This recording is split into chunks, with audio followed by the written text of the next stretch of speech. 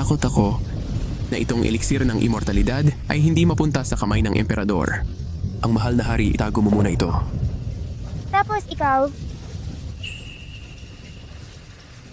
Babalik ako para hanapin kayong lahat. Sadie, ingatan mo ang kanyang kamahalan. huwag kang mag-alala kuya, tiyak na aalagaan ko siya. Sugod! Sadie, ikuha mo ang kanyang kamahalan at tumakbo. Dylan, Alice! Narito ang eliksir ng immortalidad. Kung may lakas ng loob ka, kunin mo.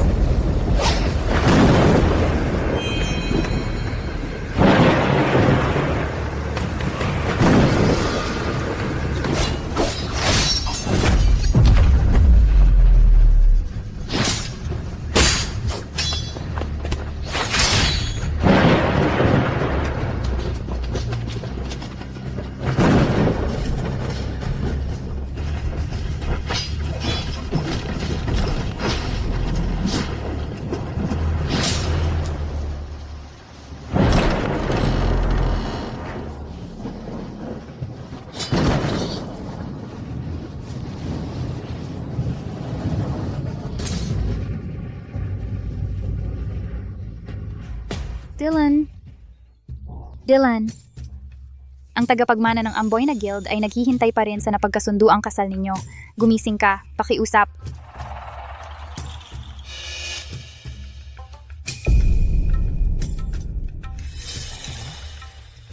Hindi ba't patay na ako? Sino ka? Nasaan ako? Ako ang hardinero ng pamilyang Preston, si Ava. Sobrang kalasingan mo kagabi at natulog ka sa Ancestral Hall buong magdamag.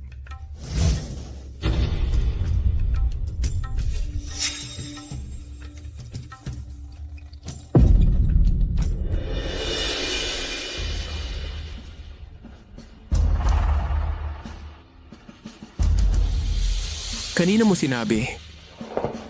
Ito ang Ancestral Hall ng pamilyang Preston? Ito ang lugar kung saan nakipaglaban ang ating mga ninuno sa mga tanodang silangan at kanluran, at ito ay isang bawal na lugar. Ipinagbabawal ng Panginoon na pumasok ang sinuman. Sino siya? Siya ang nagtatag na ninuno ng pamilyang Preston, at ikaw, Dylan, ay kamukhang kamukha niya. Kahit ang inyong mga pangalan ay magkapareho talaga.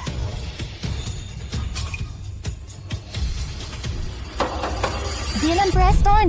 Saan ka ba nagpunta? Hindi madali ang pagbalik sa iyo mula sa probinsya. Nitong nakaraang buwan, wala kang ginawa kundi uminom at magsugal. Maaari ka bang magbago? Dylan, kung maglakas loob kang lumiban sa napagkasunduang kasal sa tagapagmana ng Amboy na Guild, ipapako kita sa pader at hindi mo na magagawang bumukod. Sa paano man napunta ako sa katawan ng anak ng pamilyang Preston na kapangalan ko na walang kwenta. Papunta na si Jean ng Serenity. Kung malaman niya na pumasok ako rito para alagaan ka, tiyak na bubunutin niya ang mga binti ko. Ava, nasa loob ka ba? Ano na ngayon? Sumama ka sa akin.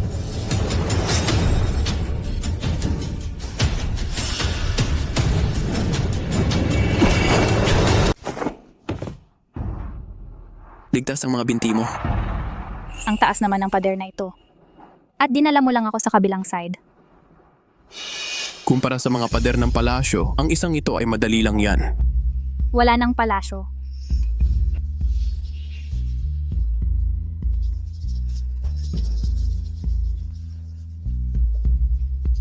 Lahat ay lubos na nagbago. Sana naman makita rin ito ng prinsesa at ni Sadie. Makita rin nila ang lahat ng ito. Maganda sana yon. Anong taon na ng dinastiyang Solar? Dinastiyang Solar, ngayon ay taong 2025 na. Lumipas na ang 500 taon mula ng dinastiyang Solar. Dylan? Ano kaya kung ikuha kita ng isang mangkok ng hangover soup? 500 taon na ang lumipas sa nakaraang buhay ko. Dahil miyembro ako ng Gwardyang Imperial, naging maingat ako sa lahat ng oras. Ang pinakamalaking hangarin ko ay wala nang iba kundi ang magbayad pinsala at magkaroon ng masayang pamilya. Ngayon na ang tadhana ay binigyan ako ng isa pang pagkakataon. Dapat kong sulitin ito ng husto. Dylan.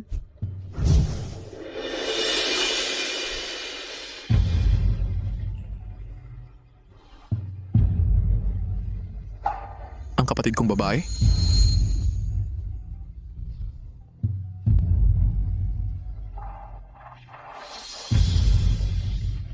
Dylan, ang sakit ko kaya. Ay hindi nagagaling?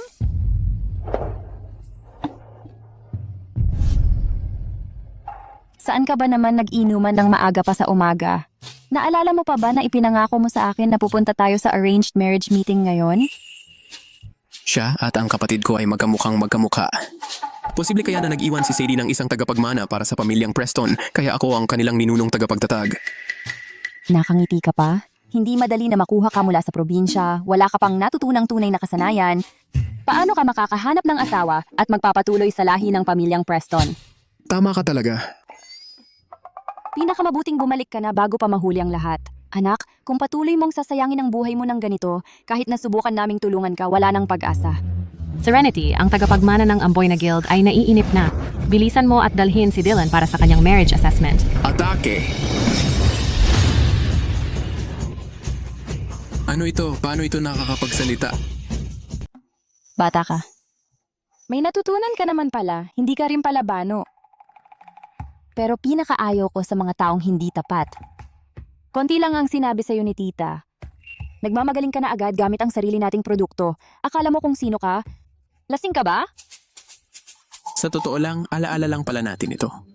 Tita, hindi na ako inom. Tuwaan tingas ng type mo. Sumama ka sa akin ngayon din sa assessment arena. Kayong dalawa, itabi niyo ang drone. Oo nga pala, munting hardinero, maghanda ka ng isang bouquet at ipadala mo kay Dylan.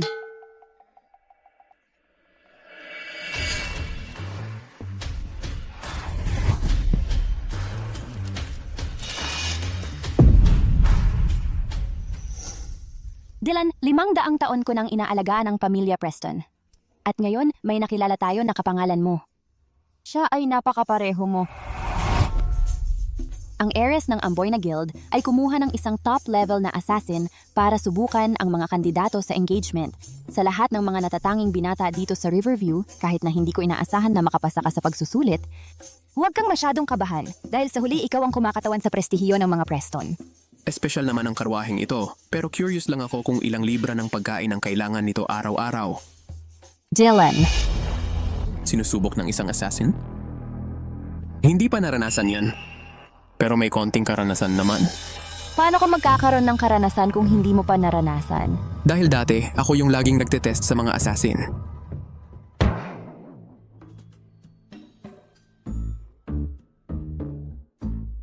Sa totoo lang, hindi naman masama ang maging isang regular na tao. Kung hindi lang dahil sa pamilya Preston na unti-unting humihina ang impluensya at walang kahit isang lalaking tagapagmana, bakit pa kailangang sumali sa engagement na ito?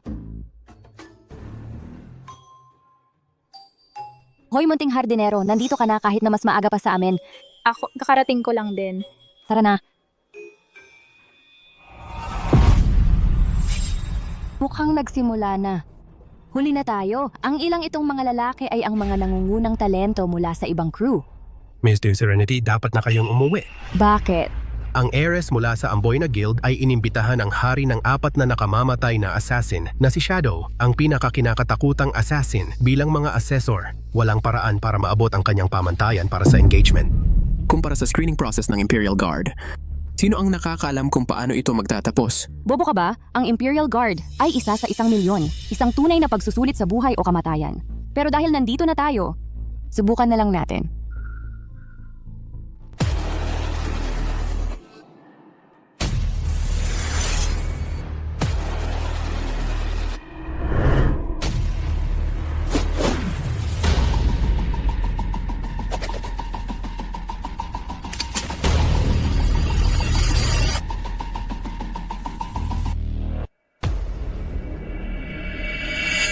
Salamat sa paghihintay ninyong lahat. Ang inyong pamilya Preston ay talagang marunong gumawa ng grand entrance. Lumabas kayo at humanap ng malayong kamag-anak na halos walang koneksyon sa inyo para pakasalan ako at nahuli pa rin kayo. Sa pagkakaalam ko, ang paligsahan ay nakatakda para sa 10:00 nitong umaga. May 15 minuto pa. Paano naging huli iyon? Ang hari ng 4 na nakamamatay na assassin ay inimbita ko ng may malaking halaga. Mahalaga ang oras niya. Huwag mo akong sisihin kung hindi kita hinintay. Tapos na ang paligsahan. Pwede ka nang umuwi. Ganun ba kahalaga ang paligsahang ito?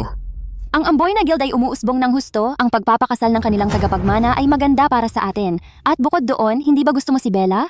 Pwede kitang tulungang makuha ang loob niya. Gusto ko siya. Lagi kang lasing ng lasing, hindi ba't dahil hindi mo makuha ang puso ni Bella? Huwag mong isiping, hindi ko alam. Talagang may hindi pagkakaunawaan. Sige, tumigil ka na sa pagiging matigas ang ulo. Binibining Bella, tapos na ba ang paligsahan dahil nakakita ka na ng talagang gusto mo? Hindi pa.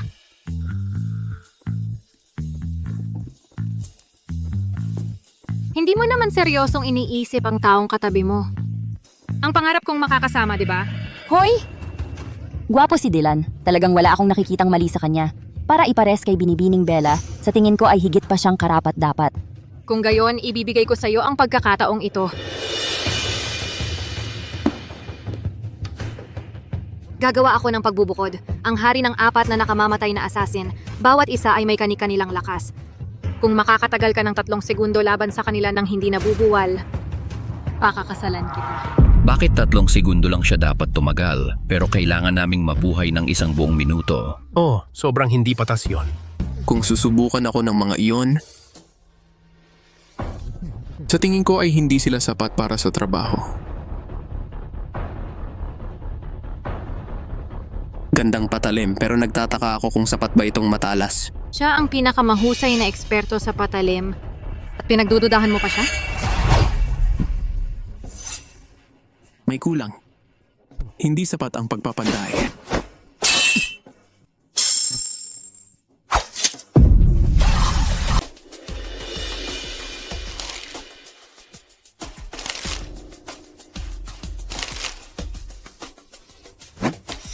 Ang bagay na ito ay isang nakatagong armas. Oo, kaya ano ba ang napakagandang ideya mo? Metal ito. Kung sapat na malakas ang iyong kasanayan, makakapanakit ka ng tao kahit gamit ang dahon.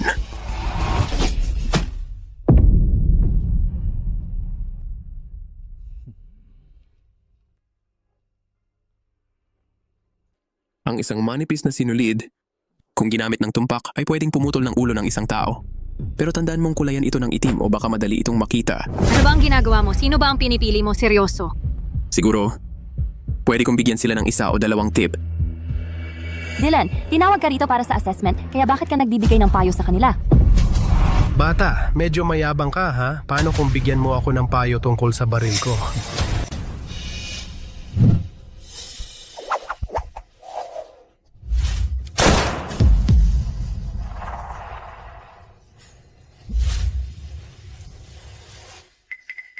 Baril? Isa lang yan sa mga klase ng tagong sandata. Parang pana. Maganda naman ang lakas.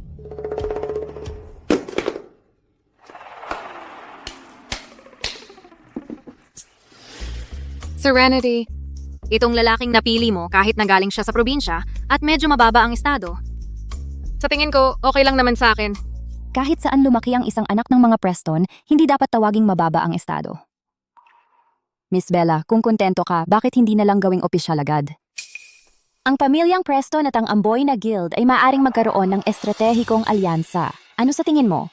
Narinig ko na ang inyong pamilyang Preston ay sumusuporta sa isang ninuno na nabubuhay na sa loob ng 500 taon, palaging nagpoprotekta sa inyong pamana. Totoo ba talaga yan? Chismis lang yan. Miss Bella, saan mo narinig yan? Chismis lang at haka-haka. Posible kayang ang prinsesa ay nasa mundong ito pa rin at patuloy na nagbabantay sa mga Preston sa lahat ng panahong ito. Simula bukas, ako ay magpapakasal sa pamilya Preston. Ikaw ay mananatili sa tabi ko. Magiging tagabantay ko at tagapag-alaga rin.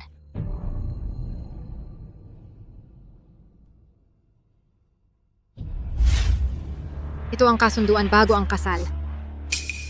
Kunin mo. Basahin mo ito salita sa salita. Susubukan kita sa loob ng 3 araw. Kung hindi mo maaalala kahit isang linya, ang kasal ay hindi matutuloy. Ibigay mo ang mga bulaklak sa kanya.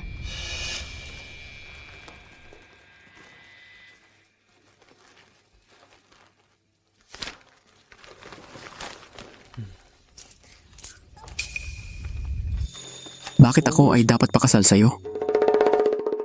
Dylan, ang Genesis mo ay nagsumikap para tulungan ka makakuha nito. Hindi mo ba sinabi noon na gusto mo talaga siya? Kailan ko sinabi yon? 1 buwan ang nakalipas, pumayag kang umuwi na ang ibig sabihin ay pakakasal ka sa kanya. At sinulat mo pa siya ng mga sulat ng pag-ibig sa buong buwan. Sa pagkatagpo ng Genesis mo, siya ay pumayag na makipagkita sa'yo. Parang ang dating tao ay may gusto sa babae. Siguro hindi ko lang alam noon. Pasensya, hindi ako interesado sa mga bata tulad mo. Hoy, para sa'yo ito. Alam. Hindi mo gusto ang tagapagmana ng Amboy na guild, ano? Gusto mo ng mas matanda. Naghirap siya para makapasa sa pagsusulit. Para lang tanggihan ako? Hindi mo mapipilit ang damdamin. Dahil Dylan ay hindi tama sa iyo, tayo ay tigilan ng kasal. Siguraduhin lang na hindi siya magsisisi. Miss Bella, paalam. Bastos!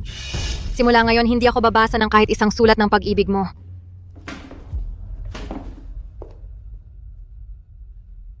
Para sa iyo ito. Umalis! Napaka-irritable mo.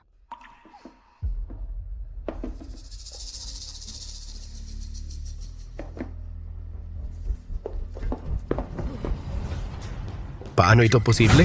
Ang mga armas natin ay naging bulaklak. Bakit ang baril ko ay narito? Kahit ang pag-aayos ng bulaklak ay parang sining sa pamilya Preston. Sila ay talagang puno ng mga talento. 4 na walang kwenta.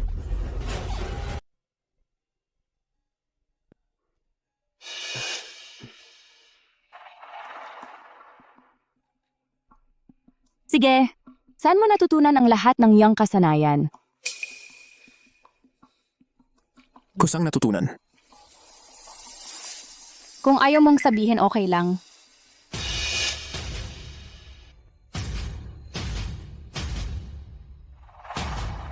Siya ba ang nagpapatakbo ng lahat sa Preston family ngayon? Talagang may dating siya. Nandito ka na pala, tara umupo ka. May nangyari sa Hardin sa likod. Nagwawala ang Grand Elder. Ayaw kumain or uminom. Samahan mo ako. Sige. Grand Elder? Sino yon? Huwag kang magtanong ng hindi mo dapat itanong.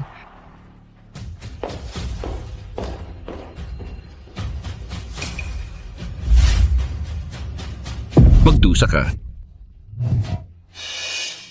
Grand Elder. Sino ka? Umalis kayo. Kayong lahat. Sinisikap niyo rin ba akong saktan? Ganoon ba? Sinisikap niyong nakawin ang mga mahal kong bagay? Ipinangako ko sa kuya ko. Maliban sa prinsesa, wala nang ibang makakakuha. Malala na, sumusumpong na naman ang kanyang histerya. Lagi niyang iniisip na may mga taong gustong saktan siya. Grand Elder, walang gustong saktan ka. Bumaba ka na at magpahinga, okay? Umalis ka. Kayo lahat umalis. Layas. Ako to. Ako si Genesis. Bitawan mo ako. Lalong lumalala ito. Ngayon, pinaghihinalaan niya ang lahat. Bitawan niyo ako kayong lahat. Sino ang nagpapasok sa'yo? Umalis ka na lang! Umalis ka na! Sino ka? Sino ka talaga? Gusto mo rin ito, ang kayamanan sa aking kamay? Tama ba? Umalis ka sa daan? Sadie. Tingnan mong mabuti kung sino ako.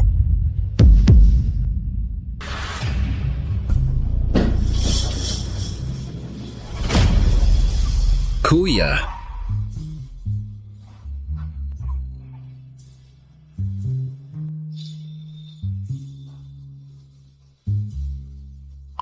Sadie, dati ang tigas at matino mo.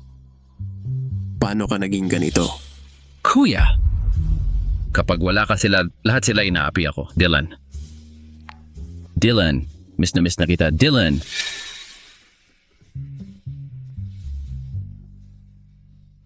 Dylan. Ano? Genesis, umalis muna tayo. Huwag na natin silang istorbohin. Pero siya, Okay lang.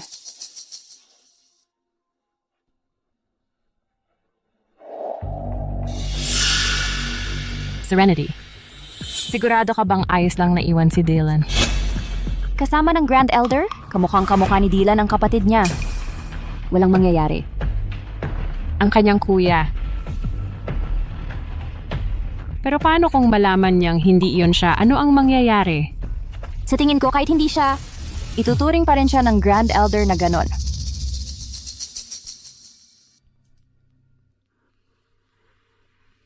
Bakit? Iyon ang pinaka namimiss niya. Ang tanging obsesyon na lang niya pagkatapos ng 500 taon. Si Dylan ay talagang matalino. Alam pa niya ang palayaw ng Grand Elder. Magaling naman talaga siyang umarte.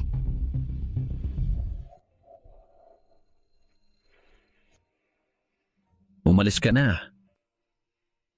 Huwag mo na akong muling makita. Sadie, binapalayas mo ba ako? Maaari mong lokohin ang iba. Pero hindi mo ako maloloko. Ano? Sa mukha mong yan, kung tinawag mo man lang akong Grand Elder kahit isang beses, baka naisip kong panatilihin ka. Pero hindi lang kamukha ng kapatid ko, natutunan mo pa ang paraan niya ng pagtawag sa akin sa palayaw. Sino ang may kapal ng mukha na magpanggap ka bilang kapatid ko at magtayo ng iskandalo sa akin? Kalimutan mo na. Hindi kita papatayin ngayon. Kapag nakita kita ulit, ikaw at ang mga nasa likod mo ay mamamatay. Sadie, malaki ka na. Nag-iisip ka na ngayon. Sinunod mo ang mga biling ko at inalagaan mo ang sarili mo.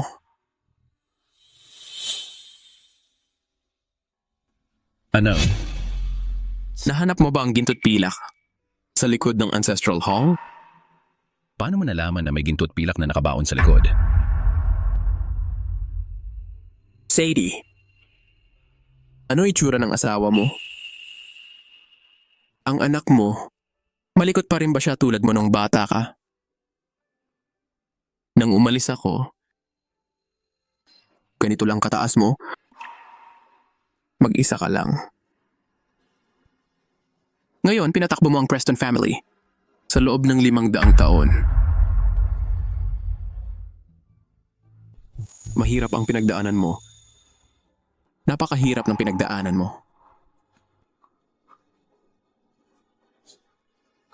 Dylan, nananaginip ba ako ngayon?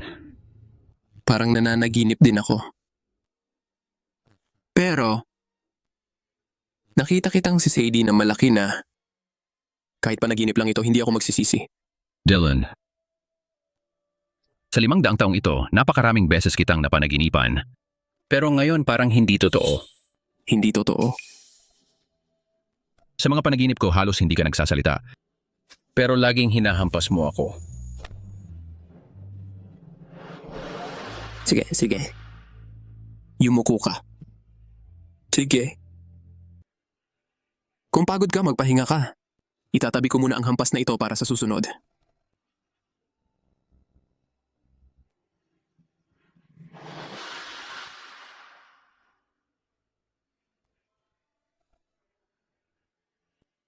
Dylan, tatandaan ko ito para sa iyo ngayon.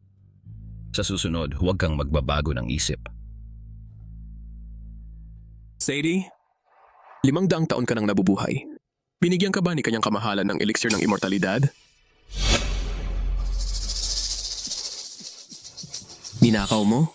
Hindi ko kinain. Kanyang kamahalan. Buhay pa si kanyang kamahalan. Buhay pa rin siya? Hinati niya ang elixir sa 10 bahagi. Sa tuwing makakakuha ng bahagi ang isang tao, dagdag 10 taon sa buhay niya. Pero maraming tao ang nag-aagawan dito. Dylan, hindi na ako makakapit ng matagal. Sadie.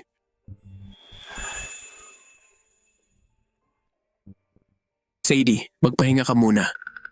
Ngayon, hayaan mo akong mamuno at protektahan ang pamilya Preston.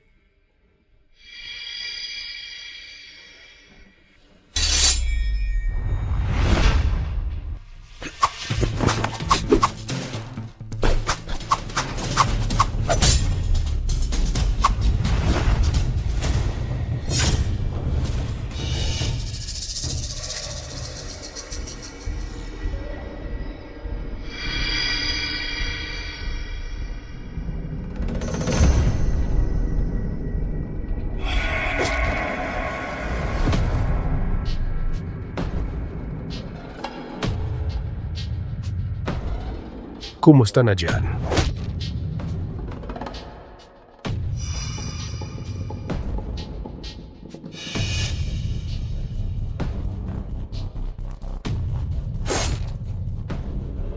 Boss, lahat ng bodyguard ng pamilya Preston ay napabagsak na. Huwag ninyong alertuhan sina Genesis at Serenity. Ang dalawang babaeng iyon ay talagang nakakainis. Diretso kayong pumasok sa likod ng hardin ng Ancestral Hall at dalhin ninyo ang 500 taong gulang na lalaki. Nakuha na.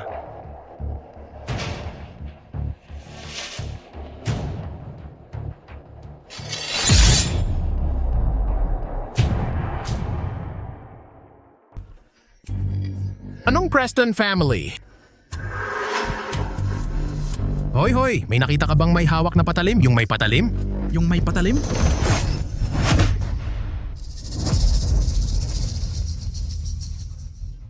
Hoy, may kalaban sa lugar mo. Mag-ingat ka. Bantayan mo ang mga galaw sa paligid mo. May mga tao mula sa Preston family na gustong tambangan tayo ng palihim. Lahat maging alerto.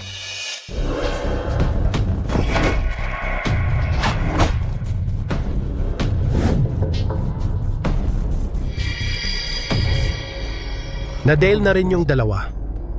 May tunay na bihasa, huwag habulin. Maghiwa-hiwalay tayo. Pumunta sa likod ng hardin. Kunin ninyo yung 500 taong gulang na fossil doon. Bilisan nyo. Hoy, sino ka?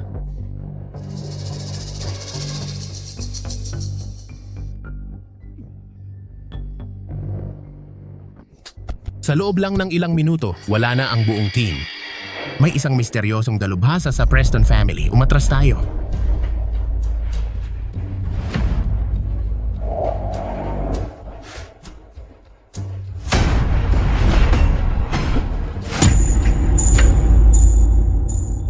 Paano kaya hindi ko nalaman na ang Preston family ay may katulad mo? Sa lalong madaling panahon, wala nang makakarinig ng pangalan mo. Sa pagwawagayway lang ng kalawangin na lumang patalim, nagpapakapal ka na ng muka? Akala mo ba talaga ikaw ay isang Imperial Guard? Sa loob ng 5 metro, tingnan natin kung mas mabilis ang patalim mo o mas mabilis ang baril ko. Sige!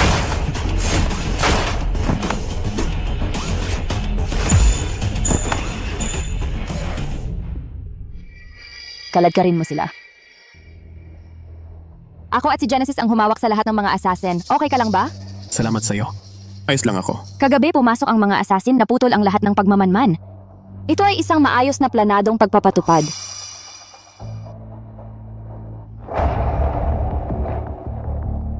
Ang Ancestral Hall ay sumasamba sa mga ninuno ng nakaraang henerasyon. Doon nakatago ang mga tunay na lihim. Sino ang nagsabi sa'yo na magusyoso ka dito? Ito ay... Scorpion Tail Sword? Hindi ko inakala na minana pa ito mula sa panahon ng Imperial Guard. Scorpion Tail Sword ni Genesis, kilala mo ito ha? Sayang, ang bagal ng sipa mo. Kung mas mabilis lang ng kaunti, perpekto na sana. Si Genesis, ang pinakamabilis sa aming Preston family. Akala mo ba mabagal siya? Sabihin mo, sino ang nag-utos sa inyo na pumunta rito? Si Victor. Pakiusap, ipagkaloob mo ang buhay ko. Dalhin niyo siya palayo. Saan ka pumunta kagabi? Nasa hardin sa likod ako, inabot ko ang buong gabi kasama si Sadie. Maraming assassin ang dumating kagabi. Kung hindi ka na-chop, matibay ang swerte mo. Ang lalaking ito talagang may kakaiba ang swerte.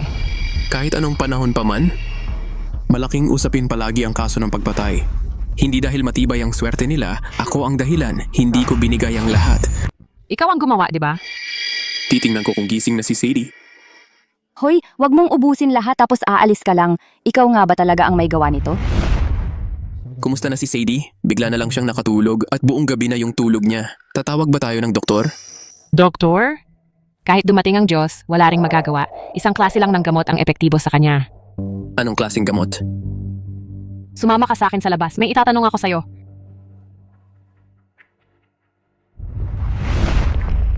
Dylan, sino ang nagsabi sa'yo na pwede kang pumasok sa likod bahay nang walang paalam?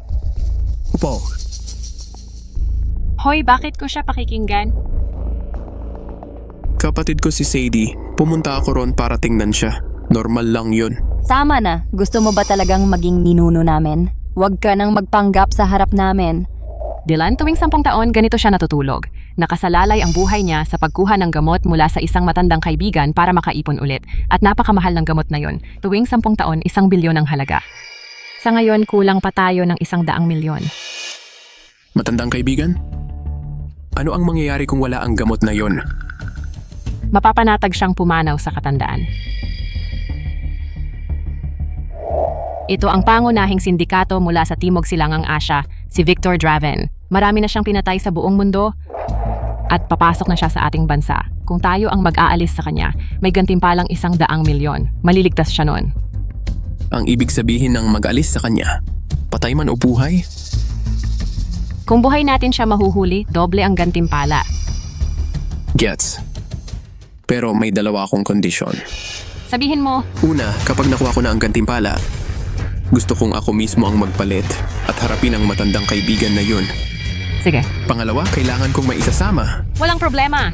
Ang buong pamilya Preston ay lubos na makikipagtulungan. Ako at si Serenity ay marami ng pinagdaanan. Kung kailangan mo, pwede kaming dalawang makipag-alyado sa'yo. Genesis hari yan ng Timog Silangang Asya, si Victor Draven. Mas matapang si Genesis kaysa sakin. Kung siya ang pipiliin mo, di mo na ako pwede. Siya ang gusto ko. Siya? Sino? Ang hardinero, hindi mo madalas makita sa paligid. Gusto mong humanap ng hardinero para tulungan kang patayin ang hari ng Timog Silangang Asya? Tama. Bakit siya ang pinili mo? Ano ang maidudulot niya sa iyong pagtatangkang pagpatay? Maari niyang ibigay sa akin ang suporta sa pang-araw-araw na buhay. Napakaalaga niya. Alaga? Anong alaga? Dylan, kakapasok mo lang sa pamilya Preston, maaaring mabuti para sa'yo na may tumulong mag-alaga sa'yo sa mga pang-araw-araw na bagay. Pero, parte din siya ng pamilya Preston. Hindi siya dapat makisangkot sa isang pagpatay. Pagpatay? Pwede akong tumulong. Medyo wala kang alam, paano ka makakatulong? Hindi ako. Walang alam, minsan talagang matalino ako. May 1 linggo pa bago pumasok sa bansa si Victor. Sa loob ng 7 araw na ito, ipapadala ko sa iyo ang lahat ng kilalang impormasyon tungkol sa kanya. Dapat handa ka na. Kung may kailangan ka, sabihin mo lang. Kakailanganin ko ng ilang armas. Paril, pwede ba? Baril? Well, malakas ang baril. Pero hindi iyon ang pinakamaganda. Gusto ko ng ilang panghagis na armas na mas bagay sa estilo ko. Ang iyong tiyahin sa 3 ay may-ari ng isang kumpanya ng armas. Noon, ang plano ay magbukas ng isang channel ng pagbebenta kapag ikakasal ka sa Amboy na Guild. Pero sayang, malapit na itong magsara dahil sa mahinang pamamahala. Kahit papaano, may natitira pang ilang armas. Pwede kang pumili ng kahit ano ang gusto mo. Alam ko kung nasaan ang mga iyon. Maaari kong dalhin si Dylan doon. Salamat, Chan. Salamat. Sige, mauna ka. Genesis, talagang delikado ito. Sigurado ka bang ayos lang na hayaan mo silang umalis? Hindi na siya katulad nung unang pagdating niya sa pamilya Preston. Pakiramdam ko, parang ibang tao na siya. Nararamdaman ko rin iyon. Itong batang ito, ilang sekreto ba ang itinatago niya? Dylan, pasensya na at pinaghintay kita. Para sa transportasyon, ito lang ang meron ako. Huwag mo akong pagtawanan. Seryoso, ang ganda ng kabayong ito. Ang gwapo. Mukhang electric scooter ito. Electric scooter? Oo, Magkano ang kaya nitong takbo sa isang araw? mga 60 milya. Ang liit-liit nito, 60 milya sa isang araw? Ang galing. Kung may ganito ako noon, hindi na sana ako nag-alala sa pagtakas. Respeto. Salamat. Hoy, teka, Dylan. Helmet. Hoy, Dylan, baligtad. Dylan, baligtad pa rin. Ganito dapat ang suot. Sa tingin ko, mas protektado ang likod ng ulo ko sa ganito kung sakaling may tumama. Ano pang hinihintay mo? Ah, wala. Tara na.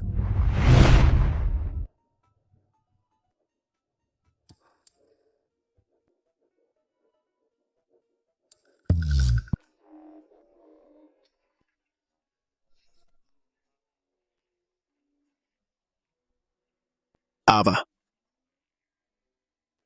Anong problema? Sa ngayon, huwag mo munang banggitin na kilala mo ako. Dito ginagawa ang mga armas. Hindi ganito ang pagkakaintindi ko. Si Miss Joanne ang nagpapatakbo ng kumpanya ng armas at nag-aasikaso ng mga benta. Pero siya mismo ang gumagawa. Ang mga armas para kay Miss Genesis at Miss Serenity, personal niyang ginawa. Sino ang mag-aakalang ganito kagaling si Tita Joanne? Masahan. Miss Joanne, wag naman po kayong ganyan. Pwede akong mapatay. Sabihin mong mahal mo ako. Kung hindi, babarilin kita. At pagkatapos, papabarilin ko ang sarili ko. Ako, mahal kita. Kung talagang mahal mo ako, gawin mo ng maayos. Dahan-dahan at halikan mo ng mabuti ang aking mga paa. Sino ang nakikinig sa labas? Ayaw mo na bang mabuhay? Ay, nandito na ang maliit na hardinero.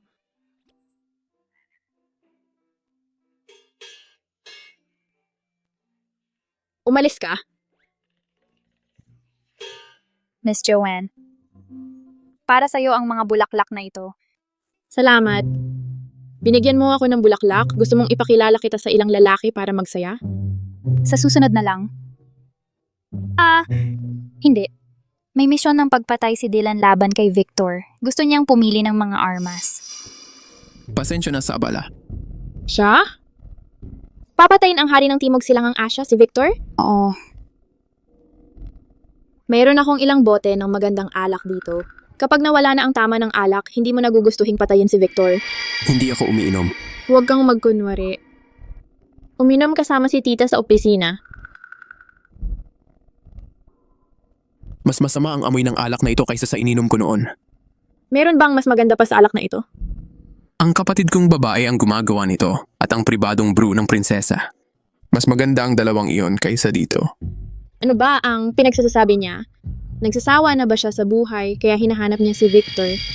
Para lamang mamatay? Miss Joanne, seryoso si Dylan. Pumunta kami dito ngayon dahil sinabihan kami ni Miss Genesis. Genesis? Oo. Sige, sundan mo ako.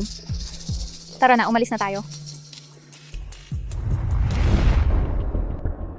Hindi ba para pumili ng armas tayo rito? Bakit umiinom pa tayo? Uminom?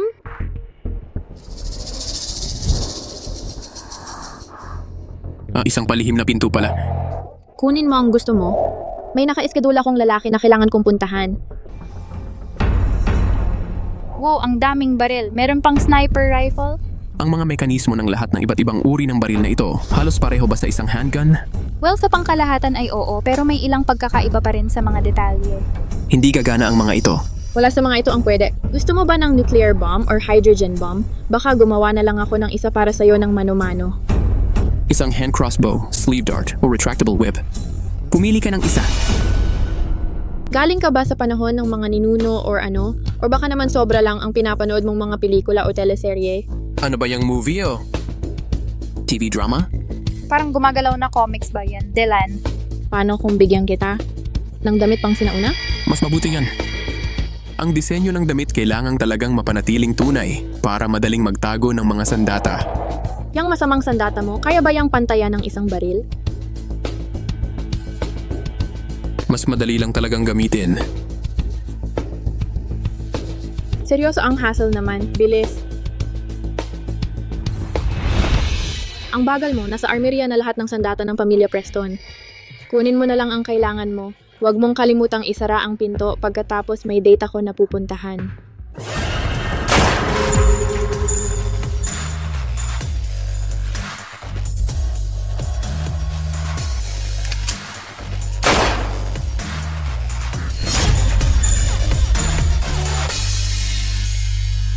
May assassin.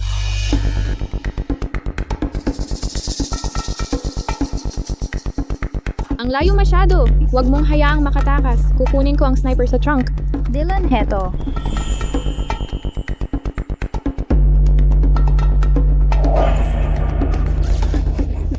Ano bang problema mo, manyakis? Pasensya na.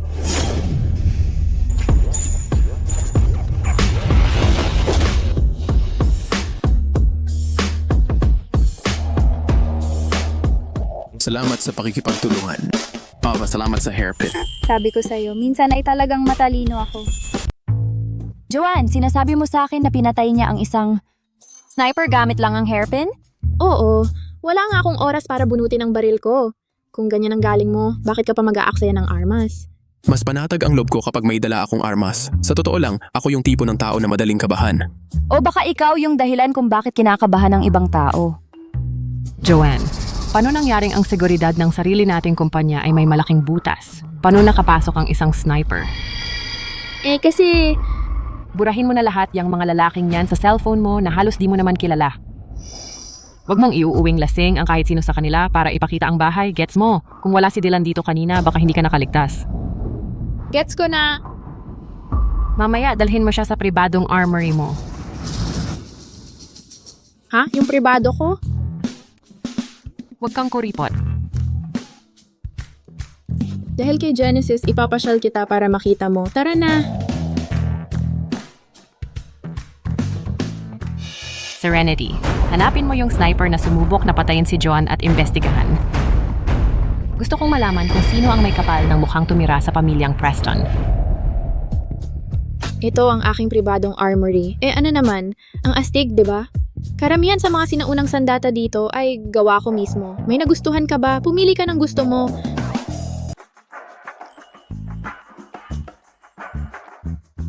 Hindi ko inakala, pagkatapos ng 500 taon, may makakagawa pa rin ng ganitong bagay.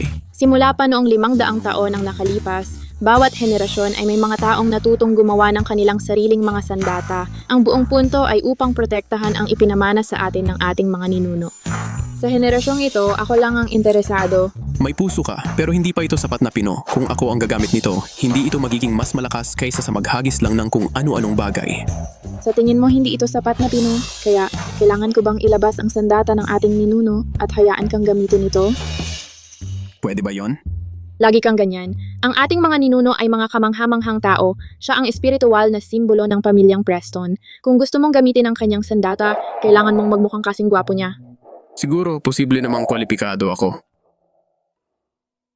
Well, medyo mukha ka namang katulad ng ating ninuno. Sige nga, ilalabas ko na at papatingin ko sa'yo.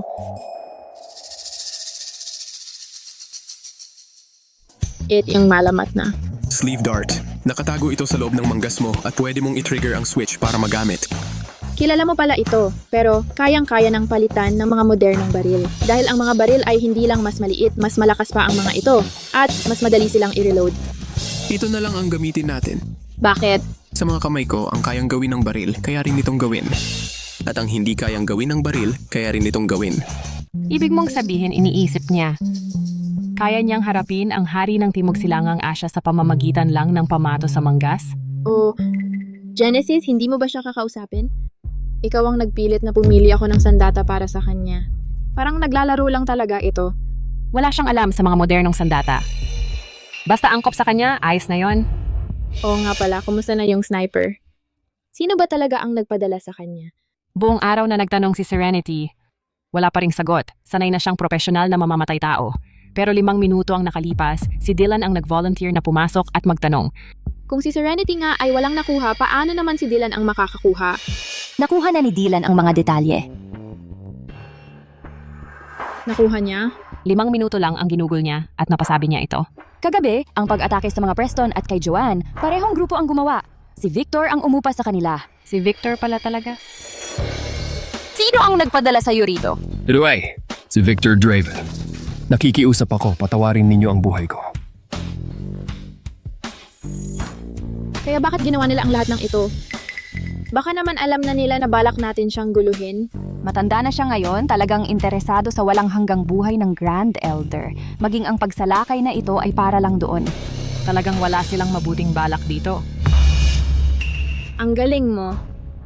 Mukha kang mabait, pero ang puso mo'y malamig na malamig. Teka, anong klaseng pagpapahirap ang ginamit mo sa kanya?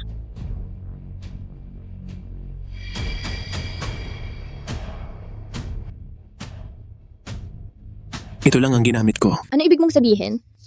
Hindi ako humihinga gamit ang ilong. Gumamit si Dylan ng ilang tissue, ibinabad sa tubig at isa-isa tinakpan ang mukha ng mamamatay tao. Sumuko siya sa loob ng 3 minuto at sa loob ng 2 minuto isinuko niya ang lahat. Araw-araw akong naglalagay ng face mask? Ganun ba talaga kalala? Subukan mong ibabad sa tubig at makikita mo kung gaano ito ka-epektibo.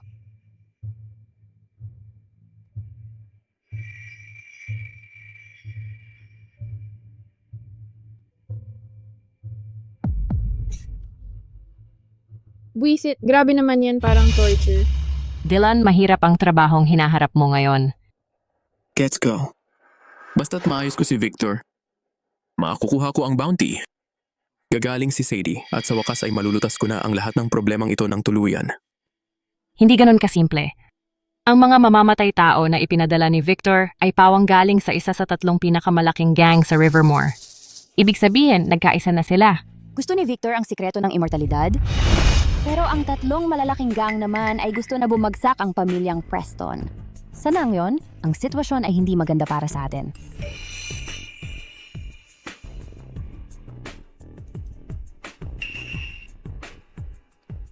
Nagpadala lang ng mensahe si Victor. Nahanda siyang makipag-usap sa atin. Magandang balita yan. Malamang nasunugan na siya ng napakaraming beses sa pakikialam sa atin, kaya gusto na niyang tumigil. Pwede nating gamitin ang pagkakataong ito para humingi ng mas mataas na presyo. Kung gusto nila ng kapayapaan, dapat humingi tayo ng mas malaking pera.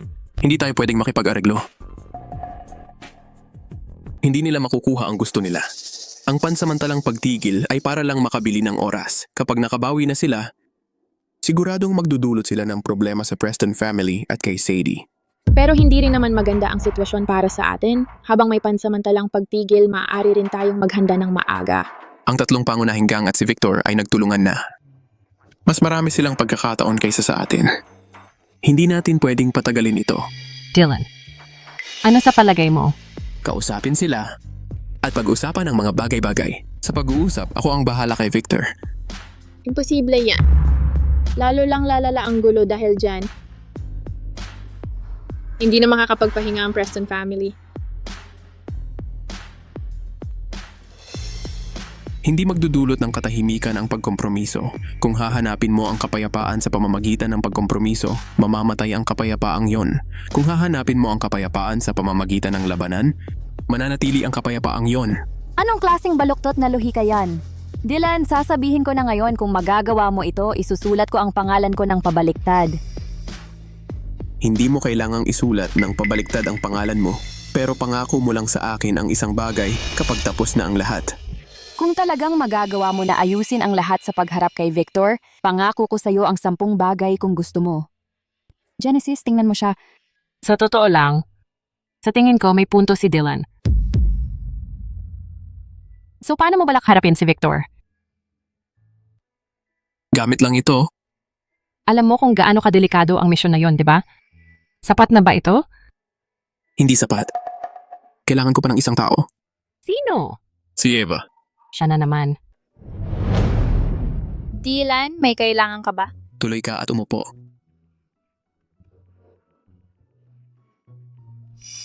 Gaano ka nakatagal sa Preston?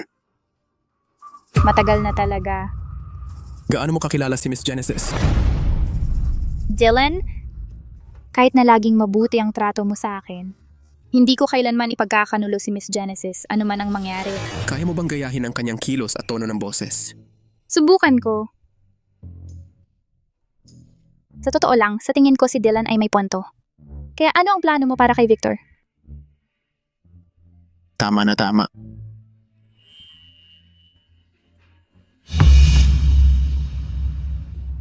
Dylan, sa loob lang ng 2 araw ay lalabas ka na para hanapin si Victor.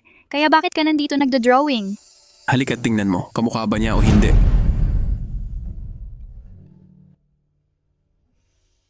Iginuhit mo si Miss Genesis. Akala ko sandali ako ang iginuguhit mo. Sa susunod na lang kita iguguhit. Sa totoo lang, kamukha nga ni Miss Genesis. Pero may kulang pa rin. Ano ba talaga ang kulang? May nunal siya dyan mismo.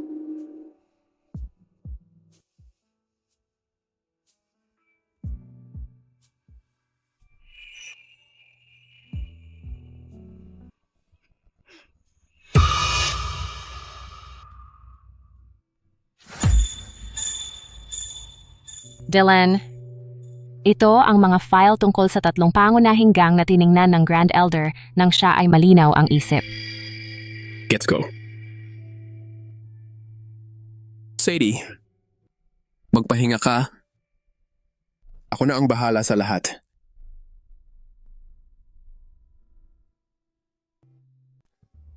Bakit wala pa si Genesis? Huli na naman. Ganyan talaga ang trademark ng mga Preston. Ang 3 malalaking gang natin, hindi naman talaga nirespeto ng pamilyang Preston. Ngayon, Kasama na pati si Victor. Inimbestigahan ko na ang pamilyang Preston. Bawat aksidente dahil lang sa isang probinsyanong May. Itak. Kinampi kami nung lalaking yon. Mga tauhan mo lang naman ang mahina. Kaya ngayon, dinala ko ang pinakamagaling na mamamatay tao mula Eden Isles, si Miss Chizuru, at ang #1 na ninja, si Mr. Hanso. Kung sumipot siya, hindi siya lalabas ng buhay. Sa 4 Deadly Assassins at ang 2 pinakamagaling mula Eden Isles na nagbabantay, baka hindi pa sila maglakas loob na pumunta. Pagdating ng oras, makukuha natin ang gusto natin. Kukunin ni Victor ang ninuno ng pamilyang Preston. Hati-hati tayo sa pamilyang Preston. Ang Sunrise Group ng pamilyang Preston, pinutol ko na ang mga ruta ng bentahan nila noon pa. Naghihintay na lang na makuha ang mga armas nila ng mura. Kahit gaano pa kalakas ang mga armas nila, hindi nila matatanggihan ang pangakong immortalidad.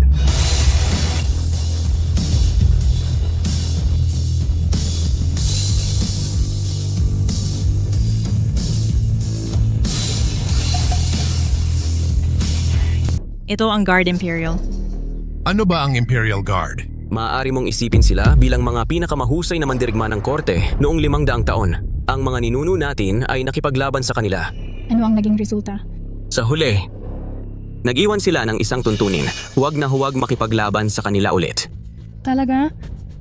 Hanzang, gusto ko talagang subukan. Pero, lahat iyon ay kasaysayan na mula noon, ang Imperial Guard ay matagal nang nawala.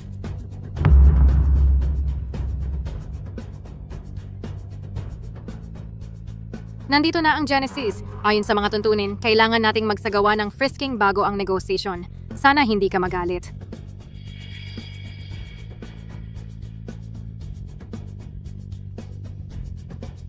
Alam mong trap ito pero dumating ka pa. Parang kailangan kong frisking ka ng masinsinan. Ikaw ba ang nagsusulat ng mga love letters sa akin nitong mga nakaraang araw? Huwag kang mag-alala, ito ay isang lamang patalim.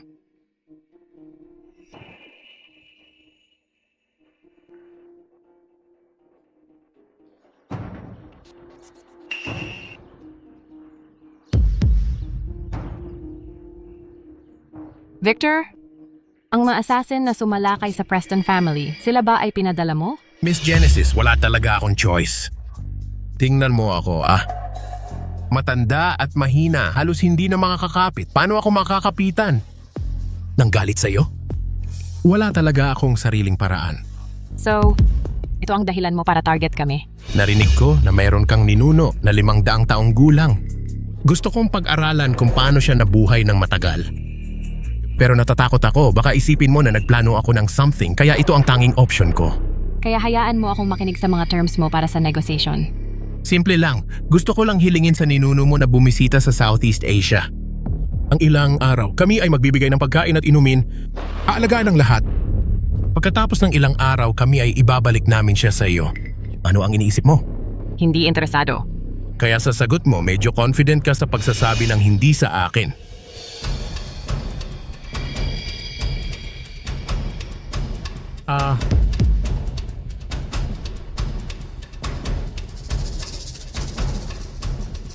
Paano ako makakapagsabi ng hindi sa'yo? Curious ka talaga sa mga lihim ng Grand Elder.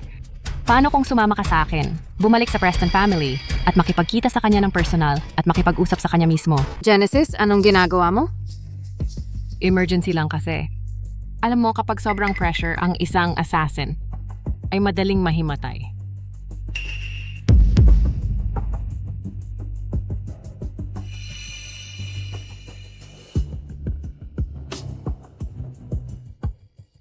Tiningnan na namin, wala siyang anumang sugat. Aksidente nga kaya talaga?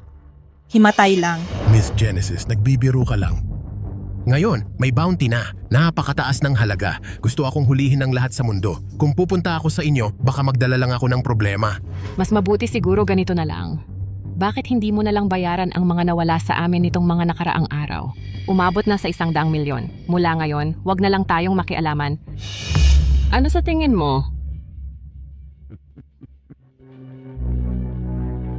100 milyon? Genesis, ang lakas ng loob mo na humingi ng napakalaki.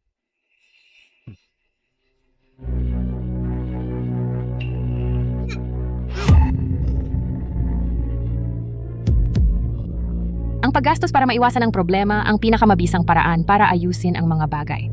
Hindi ba ganun?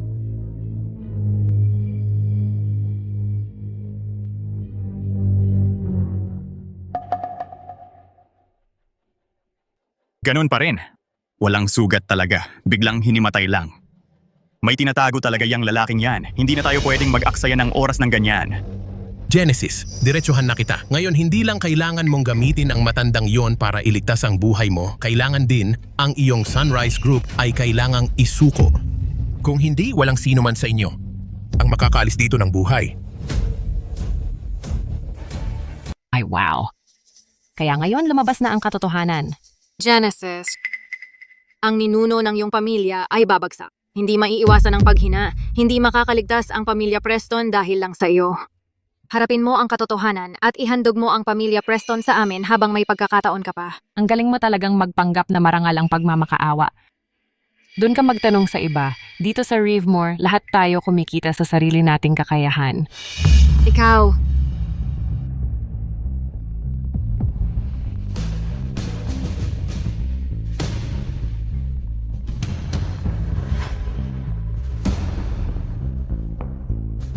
Hoy, Bella.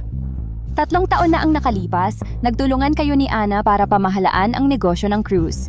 Sa huli, ginamit niya ang dahilan ng tsunami para ilipat sa ibang bansa ang cruise ship na iyon na nagkakahalaga ng $50 milyong. Ngayon, natagpuan ko na ang cruise ship na iyon. Gusto mo pa ba ito?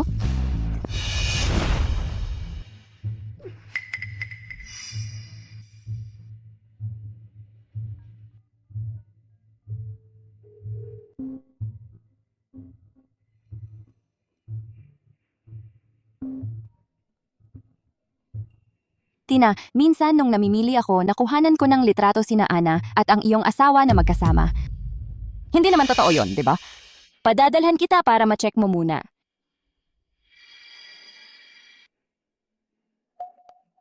Anong nangyari sa inyo? Sino ang tumawag sa'yo kanina? Sa tingin ko may natuklasan sila. Paano kung magpalamig muna tayo ng ulo? Bakit hindi niyo muna ibaba ang mga baril? Wala akong natatanggap na tawag.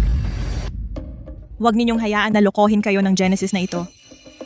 Kapag bumagsak ang pamilya Preston, ang lahat ng galit sa pagitan natin ay malulutas. Kritikal ang kalagayan ng matanda. Nakulong si Genesis? Hulihin nyo na lang siya at wala na tayong dapat katakutan. Kung hindi babagsak ang pamilya Preston, marami tayong pagkakakitaan. Nag-aalok si Victor ng gantimpala na 100 milyon. Kapag buhay na nahuli, doble. Kaysa harapin ang mga Preston, mas ligtas sigurong ituon ang mga baril na iyan sa kanya. Si Genesis ay hindi pa nagsasalita. Bakit ka nakikisali? Akala mo ba hindi ko alam kung kanino tayo dapat kumilos? Pasensya na. Miss.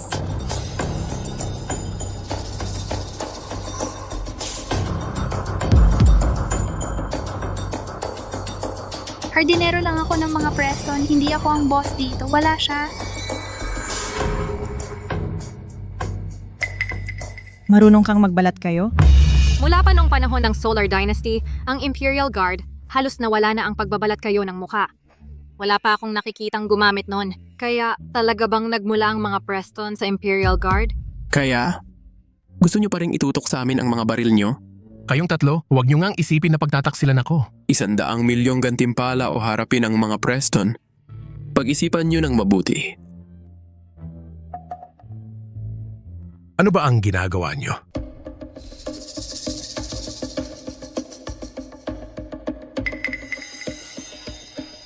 Ikaw palagi mo ngang inaapi ang mga Preston. Nandito ako ngayon para lang malaman kung gaano ka talaga kagaling. Hindi ba? Plano nyo na makipagtulungan pa sa akin? Siyempre gusto namin, pero kahit anong mangyari, hindi namin kailanman itututok ang aming mga baril sa'yo. Ginoong Hanzang, binibining Chizuru, basta maalis ninyo ang isang ito, magkakawatak-watak ang pamilyang Preston. Bibigyan ko kayong 2 boni at ang sikreto ng mahabang buhay. Nang walang. Anumang pag-aatubili.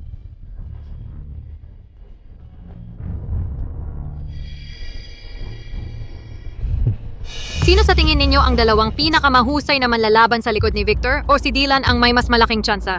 Simula nang tanggapin ulit si Dylan sa pamilyang Preston at magsimulang sumailalim sa mga pagsusuri, nagpapakita siya ng ganitong mahirap maunawa ang dating. Parang hindi siya talaga nababagay sa panahon natin. Si Hanzang ang #1 ninja mula sa Eden Isles. Marami siyang pinatay ng mga opisyal ng Eden Isles At sa record niya, wala siyang palpak na trabaho. Si Chizuru naman ay isang top tier. Royal Bodyguard, napakagaling sa pagprotekta. Kapag nagtulungan ang dalawang ito, isang pinakamatibay na sibat at isang pinakamatibay na kalasag, ang lalaking iyon ay malamang nasa totoong panganib. Ang pinakamahusay na ninja mula sa Eden Isles ay gumalaw na.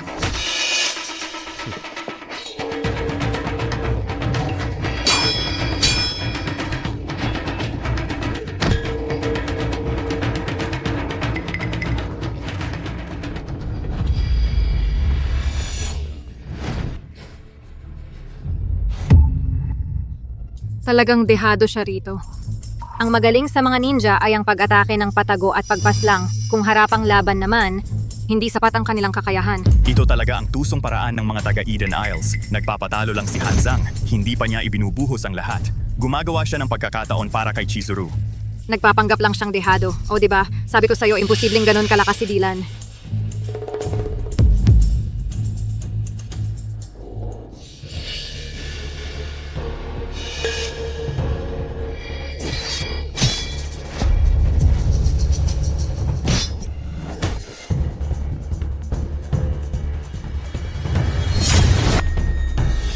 Dylan, mag-ingat ka.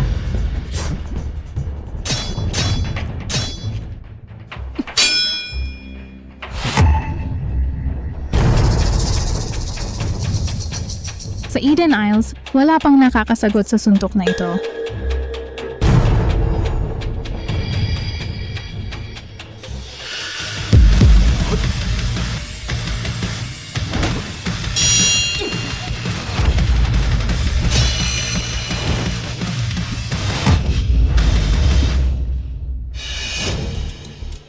Chizuru, sabay tayo.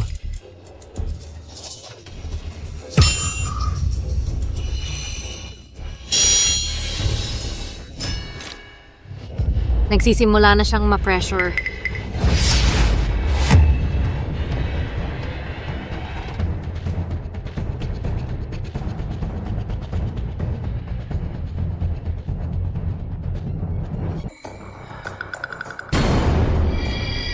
Ang bigat ng kaluban niya.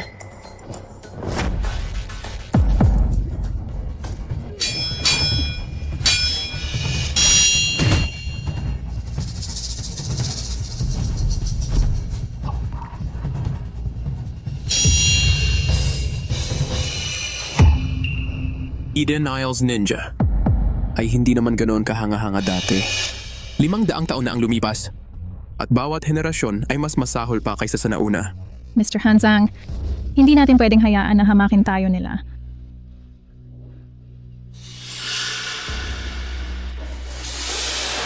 Anong ginagawa niya? Kung hindi siya mananalo, sasaktan niya ang sarili niya? Tingnan mong mabuti ang hairpin niya. May nakatagong droga sa loob. Ginagawa niya ang lahat ng kanyang makakaya. Lahat tayo dito ay nagtatrabaho lang. Kailangan ba talagang gano'n na lang siya?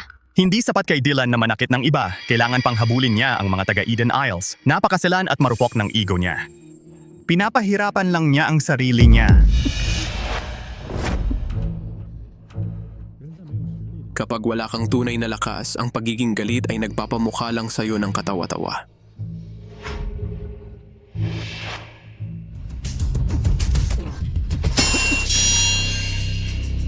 Dylan, ingat!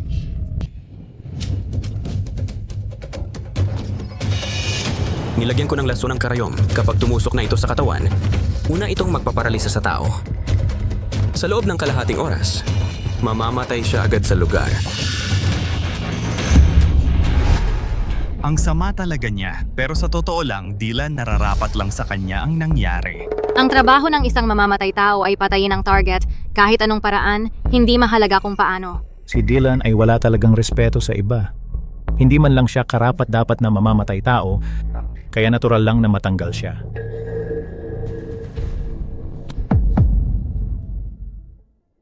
Hindi pwede. Merong nakalagay sa loob ng manggas niya. Oh, yun nga. Yun mismo ang ginamit niya kanina. Inilabas niya yung sandatang iyon at pinatumba sila nang walang kahit sino nakapansin. Walang nakakita kung ano talaga yun dati.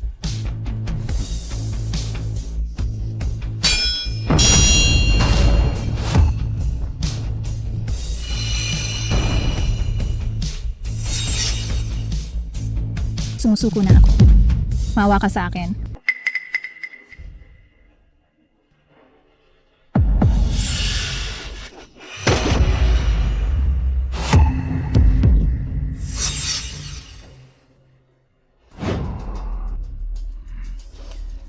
Meron ka pa bang ibang trick sa mangas mo?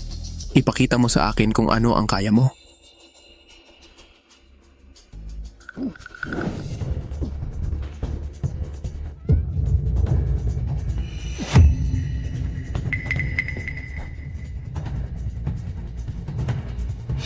Huwag mong isipin na dahil mukha akong lito, ay madali akong utu-utuin. Minsan talagang medyo matalino ako. Kung mahuli nating buhay ang target, hahatiin ko sa iyo ang premyo. Walang ganyan. Lahat yon ay salamat sa iyo, Dylan. Yung isang katlo sapat na sa akin.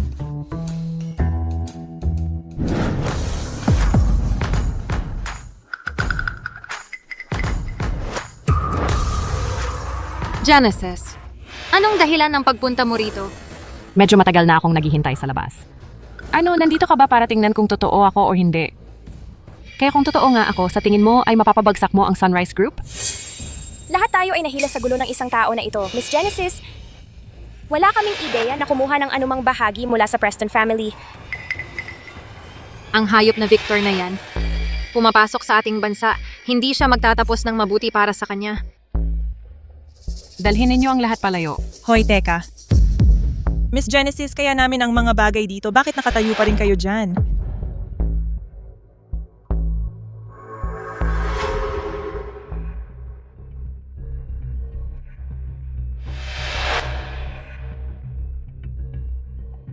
Kung hahabulin mo ang kapayapaan sa pamamagitan ng kompromiso, ang kapayapaan ay mawawasak. Kung haharapin mo ang laban para sa kapayapaan, ang kapayapaan ay mananatili. Dylan. Ayos lang ba ang... Dalawa kong tauhan? Tinamaan ko lang ang mga acupoint nila gamit ang aking sleeve dart. Magiging unconscious lang sila sandali. Acupoints? Kaya ikaw nga talaga ang tunay na hari ng mga assassins. Kung ikukumpara sa muling pagsasama sa pamilya at mga kaibigan, ang mga titulo at reputation ay walang kwenta. Umalis na tayo dito.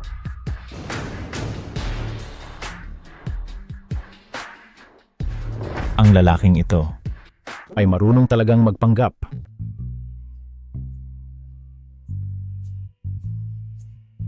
Nakatulog ka ba ng maayos kagabi? Salamat sa pag-ayos sa gulo ni Victor. Talagang may nagawa kang malaki. Sa huli, matalino ka pala. Alam mong gumulong muna bago kumilos. Kung kaya mong pag-usapan, wag na lang gumamit ng dahas, di ba? Mas mabuti pa rin ang pagkakasundo. Hikayatin mo sila sa pamamagitan ng katwiran. Kung talagang hindi na mapag-uusapan, marunong naman akong makipag-away. Kaya sa pamamagitan ng kamao mo pinapakinggan kanila, ha? Oh! Ang gantimpala kay Victor, maayos ba ang pagpapalit nito? Naipasa na siya sa bansa. 200 milyon ang gantimpala. Nasa card na ito lahat. Ang password ay kaarawan ng Grand Elder. Ang laking pera. Nakatago lang lahat dito sa isang maliit na card? Hindi ka talaga galing sa sinaunang panahon, di ba? Hindi ka pa ba nakakita ng bank card? Parang naaalala ko, may nakipagpustahan sa akin. Hindi mo kailangang baliktarin ang pangalan mo, pero mangako ka lang sa akin ng isang bagay. Ayos na yan. Kung maayos mo si Victor at malulutas ang lahat ng ito, papayag ako sa 10 hiling mo. Ano ba? Ano ang ibig mong sabihin? Nang aasar ka ba sa akin? Pumunta ka sa armory ni Joanne at ang pera ay galing sa Genesis. Wala na talaga akong maiaalok. Dahil sinabi mong galing sa nakaraan si Dylan, bakit hindi ka magsayaw ng lumang estilo? Tapos quits na tayo. Ano sa tingin mo? Sige. Lumang estilong sayaw. Ito yung sumisikat ngayon sa mga short video. Hindi ba't lagi kang sumasayaw ng mga yan? Genesis. Si Dylan ay junior lang naman, di ba? Gusto mo bang sumayaw ako sa harap niya? Ang mga tao sa Preston family, tumutupad sa pangako. Sige na nga.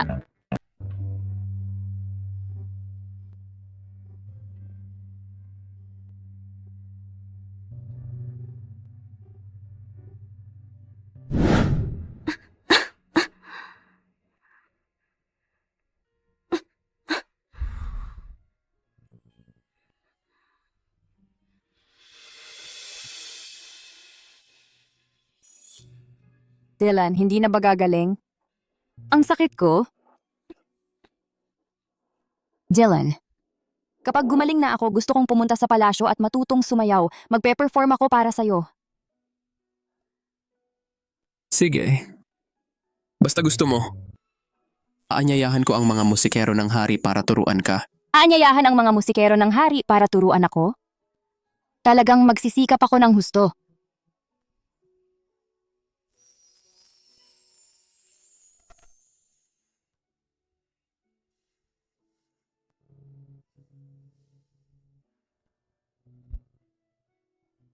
Sige.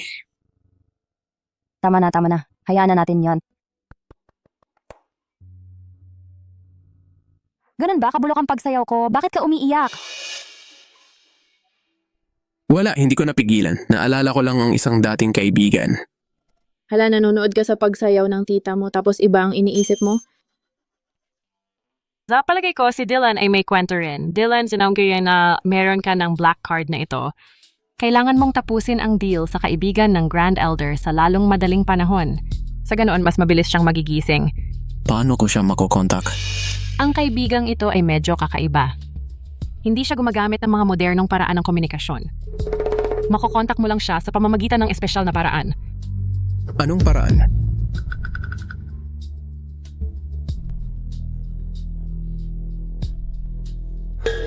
Anong sinabi mo?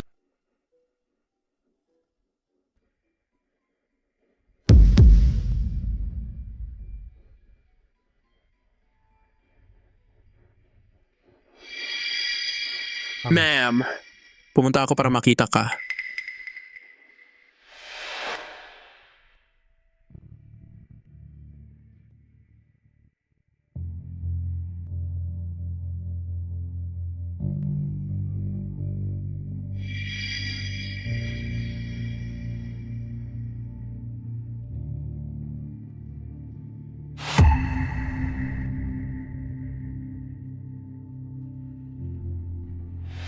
Ginamit ng prinsesa ang elixir ng immortalidad para pahabain ang buhay ni Sadie ng karagdagang 50 taon.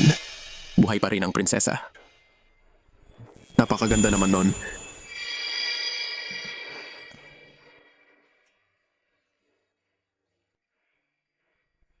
Bigar po sa Fanantown. Kahit si Sadie ay tumanda na, nagtataka ako kung ang prinsesa ay malusog pa rin. Sabi nila, kung iinom mo ng buo ang elixir, maaari kang maging immortal. Pero dahil tig-iisa lang ang nakuha ng lahat, baka nga wala ng sino man ang tunay na naging immortal.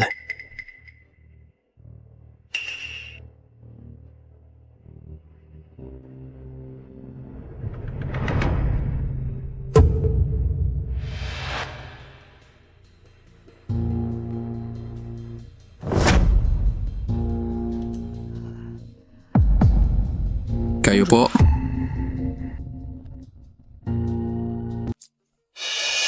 Ang mahal na prinsesa, sandali po. Ano ang sinabi mo sa akin? Ang mahal na prinsesa. Sa loob ng 500 taon, lihim mong pinoprotektahan ang pamilya Preston. At ginamit mo pa ang elixir ng immortalidad para mabuhay si Sadie ng dagdag na 500 taon. Ginamit mo rin ang kakaibang paraan na ito para makipag-usap. Kaya ang altar ng aking kapatid na babae ay laging may insenso na nagniningas. Talagang pinahahalagahan kita. Ginoo, hindi po ako. Nagtatrabaho lang po ako rito. Hindi ka ang prinsesa? Bakit ka tumakbo? Ayon po kay Miss Genesis, walang pinapapasok sa Ancestral Hall nang walang pahintulot. Negosyoso lang po ako, kaya sumilip lang po ako sandali. Hindi naman po talaga ako pumasok. Akala ko po parurusahan ninyo ako. Miss Lewis, palagi kang masipag. Alam kong dumadaan ka lang. Pasensya na sa pagkakamali ko. Mas maalalahanin talaga ang mga babae. Dylan, baka mali ang napuntahan mo. Malamang. Paano naging prinsesa? Ang matandang iyon, ang isang prinsesa ay dapat na bata at maganda, di ba? Nabubuhay siya. Ang 500 taon tulad ni Sadie, kahit gaano pa siya kaganda noon, matanda na rin siya ngayon. Ang prinsesang iyon ay mahalaga sa'yo? Nawala ang kanyang mga magulang nung bata pa lang siya. Ako at ang kapatid kong babae, palagi kaming nasa tabi niya, nagtatanggol sa kanya, nag-aalaga sa kanya. Ngayong hindi ko pa nakikita kung ano na ang itsura niya bilang isang ganap na adulto, Isang uri ng pagsisisi iyon, di ba? Ikaw ang kuya ng Grand Elder. Paano ka pa rin napakabata ng itsura? Hindi ko masasabi ng tiyak. Marahil ang prinsesa na iyong naaalala ay naging ibang tao na ngang lubusan. O 500 taon na ang nakalipas. Kung nabubuhay siya sa buong panahong iyon, marahil ay sapat na ang karunungan niya para makipagtagisan sa mga demonyo ngayon. Kung nagtago siya sa ilang bundok, baka siya ay isang di maabot na pantas, tama ba? Sa kalagayan ko ngayon, kahit na siya ay magpakita mismo dito sa harapan ko, malamang hindi ko pa rin siya makikilala. Marahil, siya rin ay palihim na nagmamasid sa iyo. Nagmamasid sa akin? Ni hindi mo masabi ng tiyak kung bakit ang kapatid ng Grand Elder mula 500 taon na ang nakalilipas ay maaaring muling lumitaw sa mundong ito. Paano mo aasahan na maniniwala sa iyo ang prinsesa? Ang pagpaniwala niya sa akin ay hindi mahalaga. Nais ko lang siyang maging maayos. Basta't siya ay mayroon sa kanyang puso at may nagmamalasakit sa kanyang nasa tabi, makakatulog na ako ng mahimbing. Nanitataw ay hindi tawag akse ng buhay sa pag-iisip ng labis. Tungkol sa nakaraan at kung ano ang hinaharap. Dylan, dapat mong simulan ang pag-aalaga sa sarili mo. Ako? Ang makarating sa panahong ito, malayo sa lahat ng drama at politika at maalagaan pa rin ang mga inapo. Ito ang pinakamalaking biyaya na ibinigay sa akin ng tadhana. Lagi mong inuuna ang ibang tao. Sa tingin ko, hindi iyon maganda para sa iyo. Kung mayroong bagay o tao na gusto mo, kailangan mong ibigay ang lahat ng makakaya mo. Mabuhay para sa ngayon. 500 taon ay napakatagal. Samantalahin ang pagkakataon habang maaari pa. 500 taon ay napakatagal. Samantalahin ang bawat minuto habang maaari pa. Ava, para sabihin mo ang isang bagay na tulad niyan, medyo kahanga-hanga ka. Dylan, bakit parang hindi ka maganda ang pakiramdam? Dahil ba sa palagi kang pumupunta sa Ancestral Hall? Gusto ko pa rin makita ang matandang kaibigan. Hindi mo siya makakita. Kahit sa history book ng Preston family, nakatala na. Walang tao sa kasaysayan na nakakita ng tunay na mukha niya. Wala kahit anong senyales na ginalaw ang Ancestral Hall. Ngayon, talagang nag-aalala ako. Kung hindi siya muling magpakita, maaaring madelay ang paggamot sa Sadie. Huwag kang mag-alala sa bagay na yan. Noong nakaraan ang mga deal na ginawa sa kanya, ay hindi kailanman nagtagal ng higit sa 1 linggo.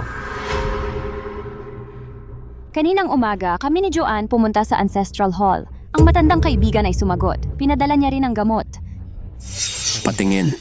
Si Dylan, ang commander ng Imperial Guards. Sinasabi mong ikaw siya unless maaalis mo ang pinakamahirap na tao sa mundo na alisin. Ang task ay na-post na. Ang Genesis ay magsasabi sa iyo. Kung sino ang pinakamahirap na tao sa mundo na alisin. Ang Grand Elder ay desperadong nangangailangan ng gamot na ito ngayon. Hintayin nating siya'y gumising para magdesisyon kung ano ang susunod na gagawin.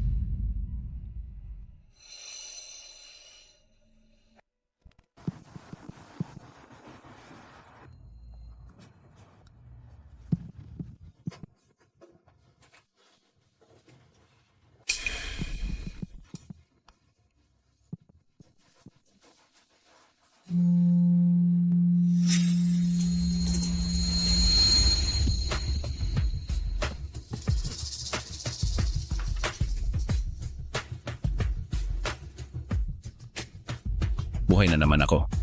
Matandang pinuno.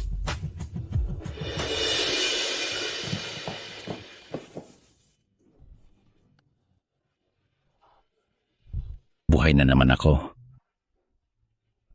Matandang pinuno. Lahat ng ito ay dahil kay Dylan. Iniligtas niya ang pamilya Preston mula sa kapahamakan. At ang gamot mo, siya mismo ang humakot para sa iyo. Siyempre, siya ang aking nakatatandang kapatid na pinag-uusapan mo. Dapat kayong mga babae ay matuto sa kanya at maging mapagmasid. Sadie, kung hindi ako tinulungan ni na Genesis at Serenity sa pagkakataong ito, hindi ako makakaraos. Kakagising mo lang, huwag kang masyadong mag-alala. Halika, tingnan mo ako ngayon, hindi ba't ako ay nasa mabuting kalagayan? Nakikita mo ba? Ganyan ang itsura ng pagiging mapagpakumbaba. Iyon ang ibig sabihin ng pagiging pinuno ng Imperial Guard. Kung magpapatuloy ka sa pagpupungay, sasampalin kita.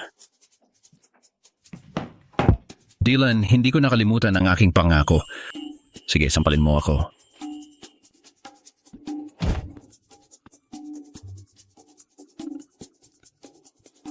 gaan na ng pakiramdam ko ngayon. 500 taon. Ang tagal na mula nang maranasan ko ang ganitong pakiramdam. Ang sarap sa pakiramdam. Dylan, labis kitang na-miss. Hindi ko akalain na ang ating karaniwang seryosong matandang pinuno ay may ganitong ugali rin. Kaya ngayon, para na kaming mga junior ni Dylan. Hoy Dylan, pagkatapos mong makipag-away sa mga lalaking iyon, nang magising ka ulit, nasa aming ancestral hall ka na pala? Oo, ganoon nga ang nangyari. Hindi ko inakala kahit sa aking pinakamalayong pangarap na isang araw ay makikita kita ulit bro. At sa mismong critical na panahong ito, Natutuwa ako at nasolusyonan kita. Nang makita kitang ganyan, nakaka-relief at meron akong nararamdamang hindi ko maipaliwanag.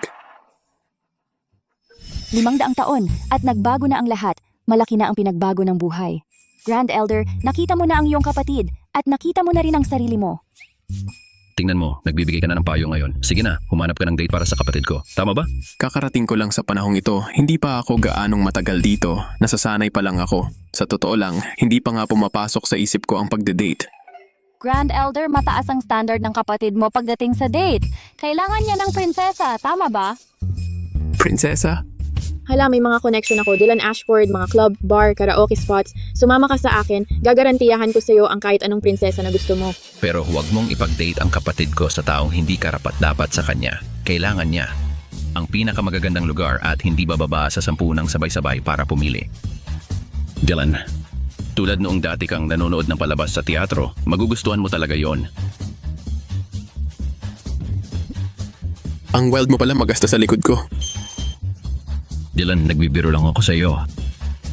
Genesis, nakabalik ka na. Ipakita mo naman ang talento mo kay Dylan. Ako? Ayaw mo. Hindi lang talaga ako magaling sa mga ganong bagay. Si Serenity at Joanne, sila ang talagang magagaling. Hindi pwede. Kahit na hindi ako marunong mag-perform, may balita ako tungkol kay Dylan. Sana'y masuri ninyo kung may silbi ito. Bakit ako ang hihingan mo ng pasya? Nandito ang kapatid ko. Bukod pa riyan, hindi mo dapat tawagin ng direkta si Dylan. Tawagin mo siyang Grandmaster. Hindi pa rin ako sanay. Bilisan mo. Grandmaster. Tawagin mo na lang ako sa pangalan ko. Sa totoo lang, hindi naman ako gaanong mas matanda sa inyo. Hindi uso ang seniority dito. Dylan. Hindi ko inakalang ang pag-aalaga sa akin ni Dylan ay magiging ganito kasarap. Genesis, sabihin mo lang ang nasa isip mo. Kamakailan, dahil si Dylan, ang ating Grandmaster ay bumalik ng magiting, kaya ang aming pamilyang Preston ay sumikat na naman. May darating na deal na $1 billion sa amin. Bilyon? Sadie, noong araw, nang sumali ako sa Imperial Guard, napilitan lang ako. Pero ikaw, may 5 siglo ng pamana ng pamilya, bakit hahayaan mong ang pamilya mo at ang mga susunod na henerasyon ay patuloy na gumawa ng ganitong mapanganib na trabaho? Dylan, sa totoo, hindi ko rin naman ito gusto. Ayoko lang na mawala ang iyong kasanayan. Anong ibig mong sabihin, kasanayan? Kailangan nating itigil na agad ang negosyong ito. Hindi na natin ito dapat ipagpatuloy. Narinig mo ba yun? Sinabi ng kapatid ko, wala nang ganito mula ngayon. At huwag mo na kaming subukang isali sa kahit ano. Dali, ipakita mo na lang sa kanya ang iyong mga talento. Mula ngayon, kami ng kapatid ko ay magpa-party gabi-gabi, mag-i-enjoy sa buhay, at parang... Maghahanap ulit ng kabataan. Oh, teka, anong maghahanap ng kabataan? Ito ang tawag sa pagiging forever young. Naiintindihan ko ang ibig mong sabihin sa pagpapalit ng trabaho.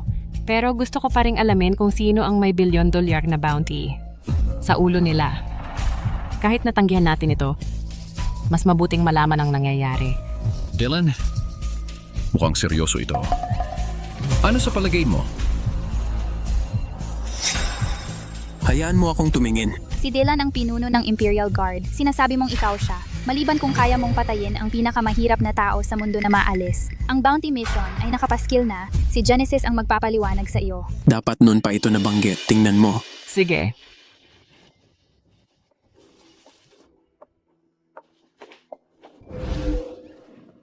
Ano itong bagay na ito? Dylan, hindi mo pa alam, di ba? Ito ay tinatawag na TV. Makikita mo ang kahit ano sa loob nito.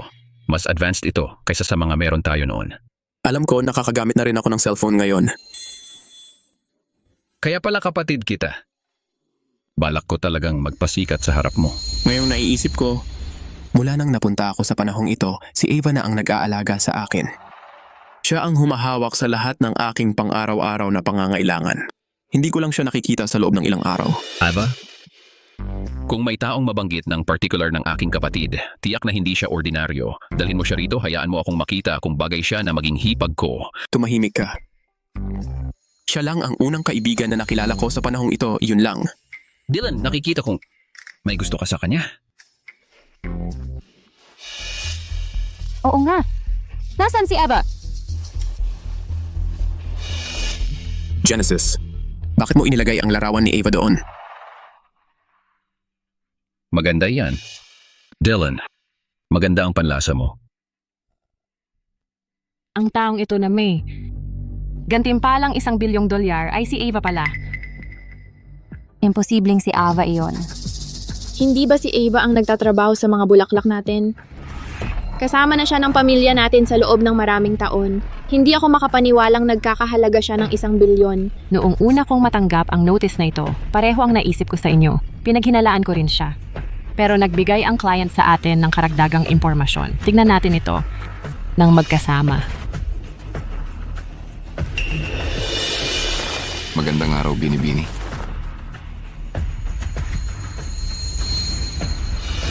Yung 3 tao sa TV galing sa Rivemore. Silang 3 ang mga pinuno ng 3 malaking pamilya. Hugo Grant, Mark Harlow at Carter Ashford. Silang 3 Miss Ava ang tawag nila sa kanya. Kaya malinaw si Ava ay hindi basta-basta lang. Si Ava ay isang tao na personal kong pinili para sa pamilya Preston. Kilala rin siya ng Grandmaster. Sa karanasan ko, masasabi kong wala siya ng espesyal na background. Oh, hindi ko rin naman pinagdudahan ang munting hardinero eh. Simula nang sumali siya sa pamilya Preston, wala siyang ginawa na labag sa alituntunin. Pero kapag lahat ng ebidensya ay nasa harap na natin, hindi tayo makapigil na mag-isip. When tingnan sa atin ang footage ng seguridad ng pamilya Preston. Ang Florera ay galing sa Yongjang era, halagang hindi bababa sa $100 milyon, pero siya ginamit lang niya para sa pag-aayos ng mga bulaklak. At yung hairpin sa ulo niya,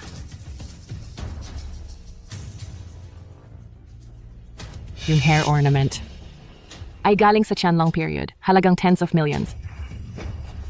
Nakita ko yan dati. Noong panahon, ibinigay niya sa Dylan at ginamit niya para saktan ng sniper.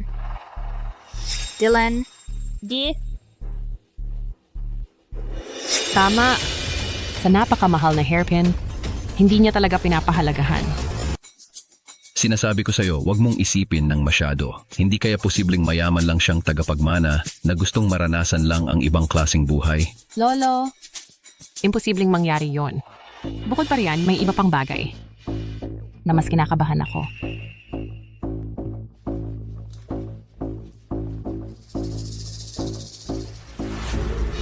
Ito ba?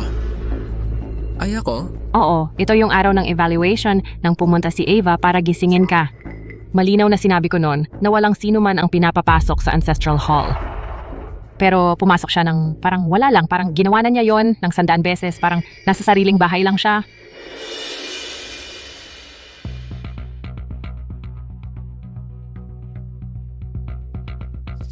Lahat ng ito, lahat ng nalaman ko tungkol kay Ava. Ito ay para sa iyong reference. Iniisip mo na baka may banta si Ava kay Sadie at sa Preston family? Batay sa lahat ng nalaman ko at sa $10 bilyong na bounty na nakahain para sa kanya, sa tingin ko si Ava ay isang nakatagong panganib. Pero sa huli, nasa sayo pa rin ang desisyon kung ano ang gagawin.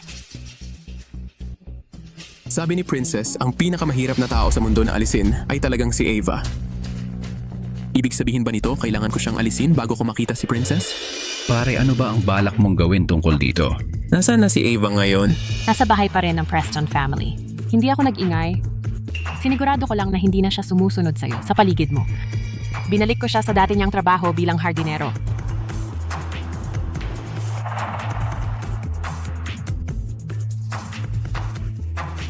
Para dito, huwag na kayong makialam. Ako na ang bahala.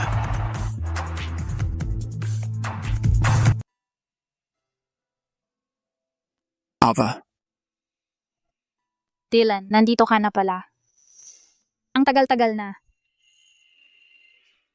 Para sa'yo ito. Dylan. Anong problema? Ito yung hairpin na nawala sa'yo nung huling beses. Nakalimutan mong kunin. Dinala ko para sa'yo. Salamat, Dylan. Mga bulaklak ko, hindi mo ba sila gusto? Hindi. Ang ganda-ganda nila. Dylan, may iba ka pa bang sasabihin? Pumunta ka muna sa likod na hardin at gupitin mo ng kaunti ang mga bulaklak. Pupuntahan kita mamaya. Sige.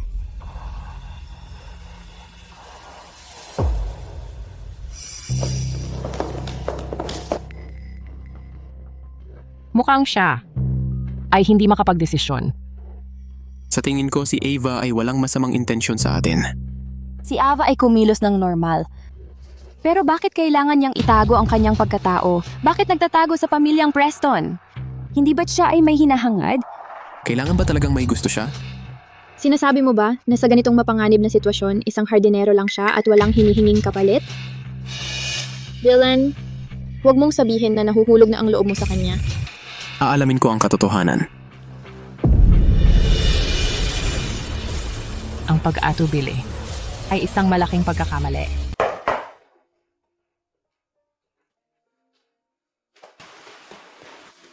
Dylan, may kailangan ka ba sa akin? Noong huling gumawa ako ng larawan para kay Genesis, hindi ako gumawa ng para sa'yo. Nangako ako na ipipinta kita. Noon, gusto mong gamitin ang mukha niya para itago ako, para iyon sa isang seryosong bagay. Hindi naman talaga importante.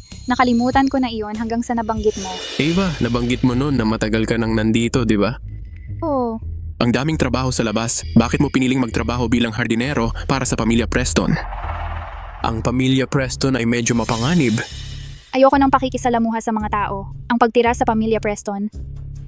Ang pinakamalaking kailangan ay ang pagiging discreet. Di ako makakapag-usap ng madalas sa kahit sino. Maaring tingnan iyon ng iba bilang isang depekto.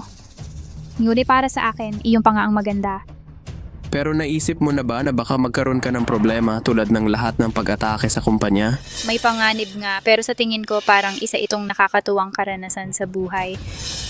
Hindi ka natatakot mamatay? Kung may buhay, may kamatayan. Kung may kamatayan, may buhay, bahagi lang iyan ng buong proseso. Bakit mag-aalala pa? Pero kung may talagang nakatutok na baril sa akin, baka doon ako matakot mamatay. Sa logic, ang isang tulad mo ay hindi dapat nakakaakit ng atensyon, di ba?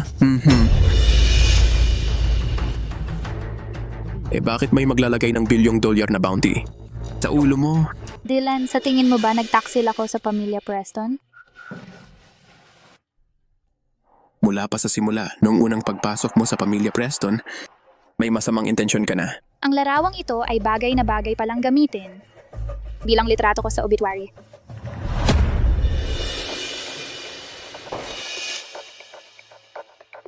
Dylan, balak mo ba na imbestigahan ako ng paraang ginagawa ng Gwardyang Imperial o diretso na lang napatayin ako para sa bounty? Sa ngayon, hindi lang mga tao sa labas ang gustong pumatay sa'yo kahit ang prinsesa ay nagsabi na ang tanging paraan para makita ko siya ay kung papatayin kita. Kilala mo ang prinsesa? Oo, at lubos ko siyang kilala. Kung gayon, mayroon ka talagang paraan para mailigtas ang sarili mo. Kung dadalhin mo ako para makita siya, masisiguro kong hindi ka mamamatay. Tama ang prinsesa. Kailangan munang mamatay si Ava bago mo siya makita. Bakit? Dahil ito ang patakaran na itinakda ng prinsesa. Dylan, lalabag ka ba sa kanyang patakaran? Ano ba talaga ang nangyayari sa pagitan mo at ng prinsesa? Isang tao lang ang dapat mabuhay? Ang prinsesa o si Ava? Kung gusto mo siyang makita, edi gawin mo.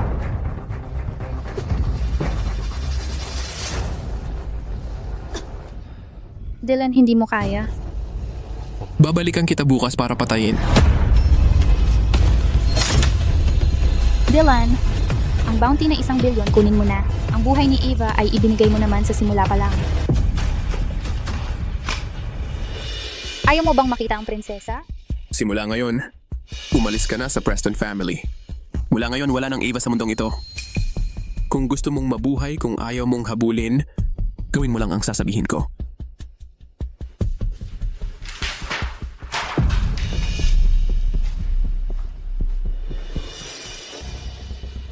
Dylan, ano ang balak mong gawin kay Eva? Pinalaya ko na siya. Mula na ngayon, mabuhay man siya o mamatay, ang Preston family ay hindi dapat makialam. Pero, ang $1 na premyo, napakakaakit-akit talaga. Kahit tayo ang umiwas, ang mga iba ay gagawa ng paraan. Oo, maaari mo siyang protektahan pansamantala pero hindi mo siya mapoprotektahan magpakailanman.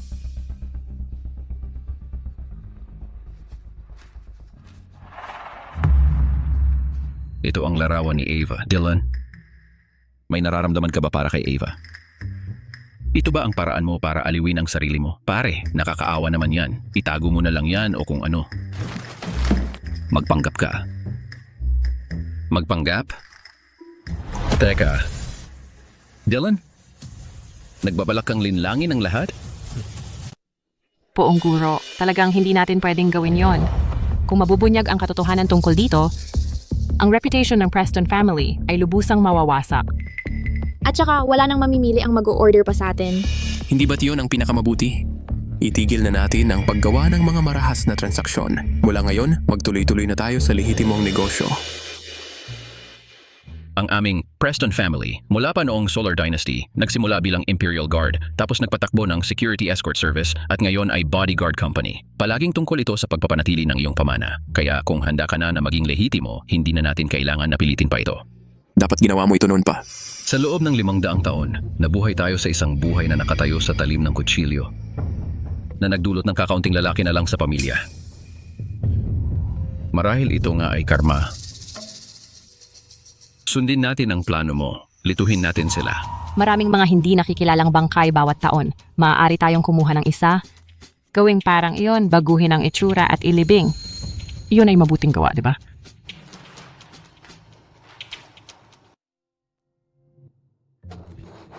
Kaya ano sa palagay mo? Ang mamimili ay nakapag-inspection na sa bangkay. Walang hinalang lumitaw. Ang gantimpalang $1 billion ay pumasok na sa account. Maayos ang nangyari. Sa totoo lang, ito ang pinakadiretsahang mamimili na nakita ko. Dylan, napakadali naman makuha ang bilyong iyon. Magpanggap ka lang para walang mamatay at walang magtanim ng galit. Lahat panalo. Genesis, may nakita ka bang galaw kay Ava kamakailan? Si Eva ay umalis sa Preston family 3 araw na ang nakalipas at hindi na nagpakita mula noon. Mukhang sinunod niya ang mga tagubilin mo at nagtago na.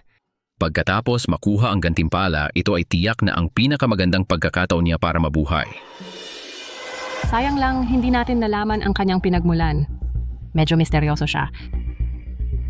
Saan ka pupunta? Siyempre para makita ang prinsesa. Siguraduhin mong makauwi ka bago ang hapunan.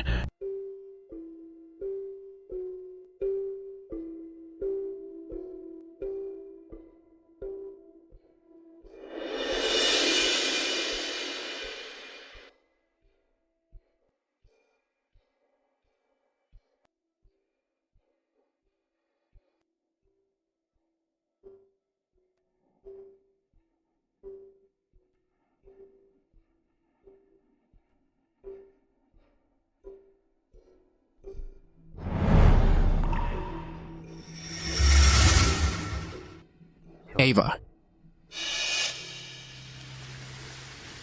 Ava, hindi ba sinabi ko sa'yo na umalis ka?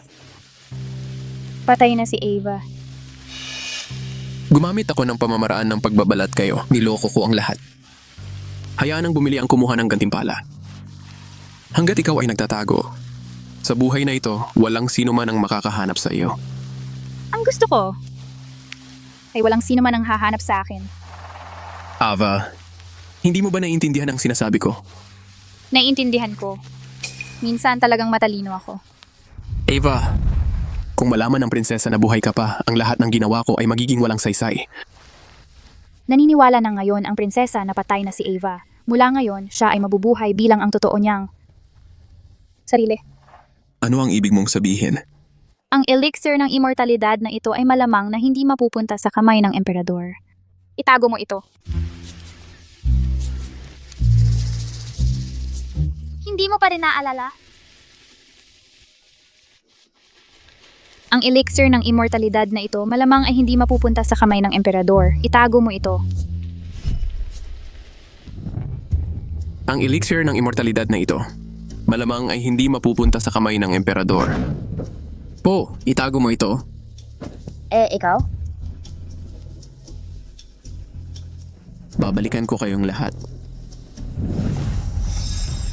Dylan, sabi mo, babalik ka agad para hanapin kami. Pero ang paghihintay na ito ay tumagal ng 500 taon. Ava? Ikaw? Wala na si Eva. Ang pangalan ko ay si Eva Sinclair. Ava Sinclair. Ngayong nakita mo nang lumaki ako, nabigo ka ba? Bakit ako mabibigo? Kung hindi, paano mo hindi ako nakilala? Mula nang magising ka sa Ancestral Hall, nakilala na kita kaagad. Ang expression mo, ang kilos mo, ang paraan ng paghawak mo ng patalim, ang mahinahon mong boses, lahat ay eksaktong tulad ng naaalala ko, Dylan. Kung nalaman mong ako nga, bakit mo ipinataw ang 10 bilyong gantimpala? Sa sarili mong ulo? Hindi ka ba natakot na baka talagang gawin ko at patayin kita? Kung ginawa mo, ang mission ko ay matatapos na. Wala nang kailangan na mag-aksaya ng walang katapusang taon sa pagbabantay sa iyong minamahal na pamilyang Preston. Kung hindi mo ginawa, para kay Eva Sinclair, ang buhay ay magkakaroon na sana ng bagong kahulugan. Hindi ko pa rin maintindihan.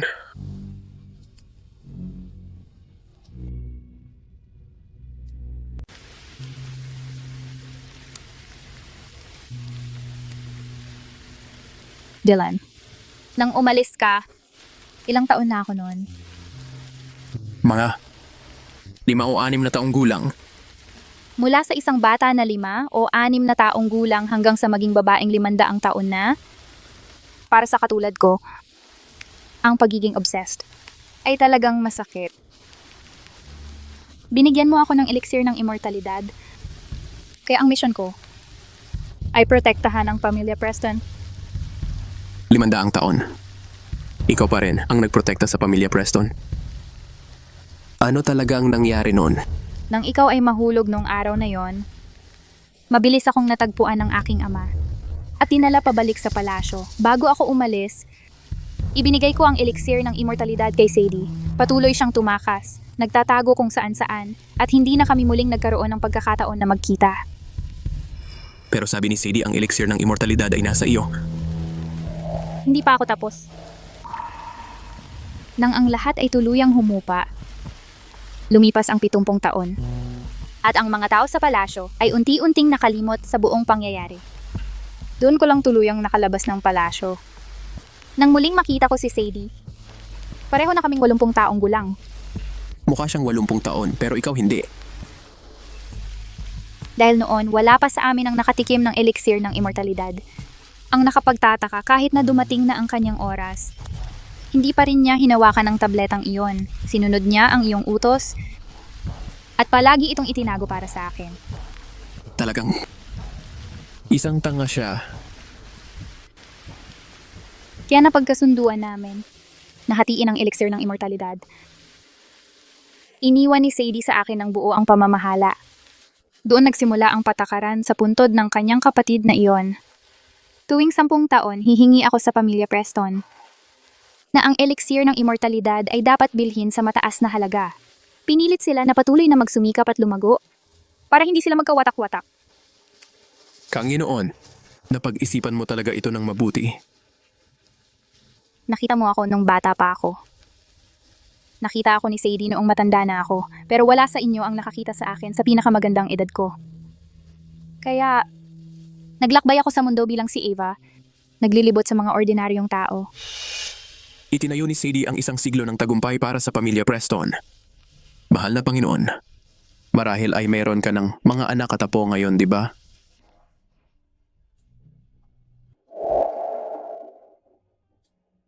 Sumama ka sa akin.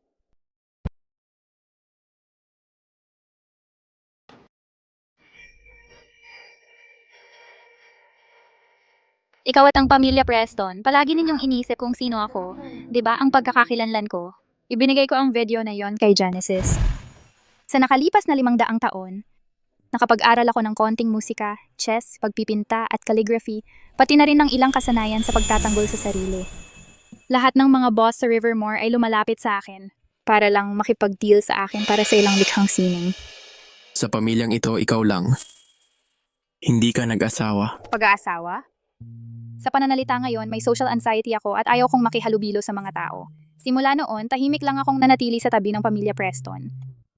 Sa loob ng 500 taon, paminsan-minsan akong nagtatrabaho bilang hardinero sa lugar ng mga Preston, nasasaksihan ng pamilya na magpatuloy sa bawat salinlahi. Si Sadie, wala pa ring alam gaya ng dati. Parehong mukha sa iba't ibang panahon. Hindi kanya kailanman pinagdudahan. Karaniwan, hindi ko nakikita si Sadie kaya hindi kailanman nahayag ang tunay kong pagkatao. Noong mga panahong iyon, kahit ang aking ama, ang emperador, ay naghangad ng buhay na walang hanggan, hindi makalaya sa mga pagkakabit sa mundo. Ngunit sa paningin ko, ang walang hanggan ay hindi naman ganoon kagaling. Ang buhay na walang hanggan ay hindi maganda? Sa paglalakbay sa daigdig ng tao, nalaman kong lahat ay tungkol sa katanyagan, kayamanan, pag-ibig at kapangyarihan. Kapag naunawaan mo na ang mga ito, makakamit mo ang mga ito. Ngunit karamihan sa mga tao ay hindi kailanman nakakaunawa nito. May mga humahabol sa katanyagan, may mga humahabol sa pera, may mga humahabol sa pag-ibig, may mga humahabol sa kapangyarihan. Kapag nakuha nila ito, gusto lang nilang mabuhay ng mas matagal pa. Kung hindi nila makuha, ang buhay ay tila ganap na walang saysay. Kung gayon, ano ang hinahanap mo? Ano sa palagay mo? Katanyagan? Parang hindi. Gumagamit ka ng alias. Kapangyarihan, hindi rin iyon. Pera? Kaya mong magtapon ng 1 bilyon kahit kailan. Pag-ibig ba ang habol mo? Sa totoo lang, maraming taon na ang nakalipas. Isinuko ko na ang paghahangad ng buhay na walang hanggan ang nagpatuloy sa akin. Ay ang paniniwala lang na kailangan kong protektahan ang pamilya Preston.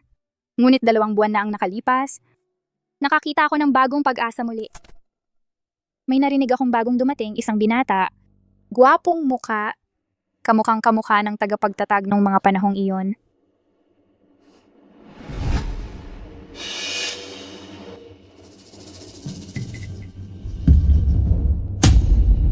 Akala ko, hindi ka na talaga babalik.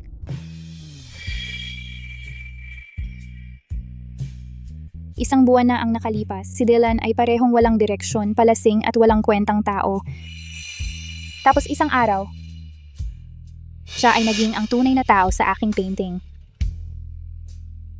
So, kilala mo ako mula sa simula.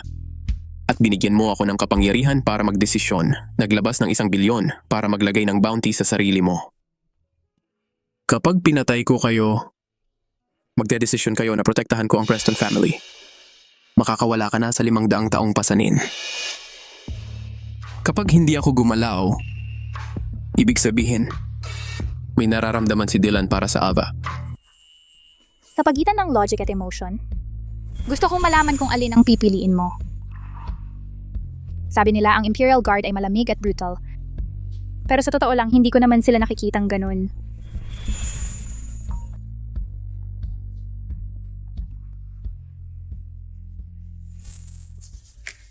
Dylan, nakilala mo ba ang prinsesa? Kailan ka uuwi para sa dinner? Kain na kayo. Pagkatapos kong gumising, hindi kami nakakuha ng pagkakataon para magkaroon ng tamang family picture. Ang family picture, ito ay lahat sa parehong picture. Nakuha ko. Aalis ka? Sumama ka sa akin.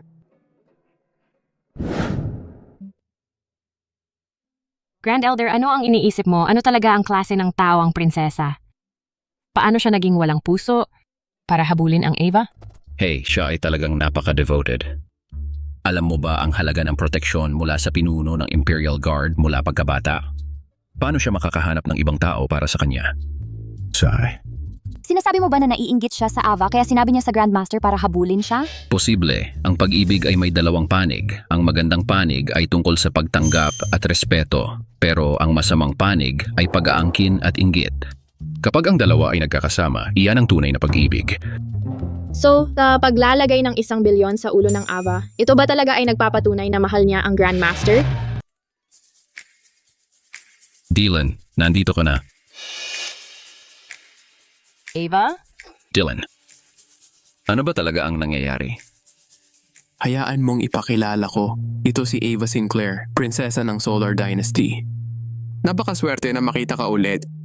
Pasensya sa pag-abala sa iyo nitong mga nakaraang araw. Eva, talagang itinago mo ito, ha?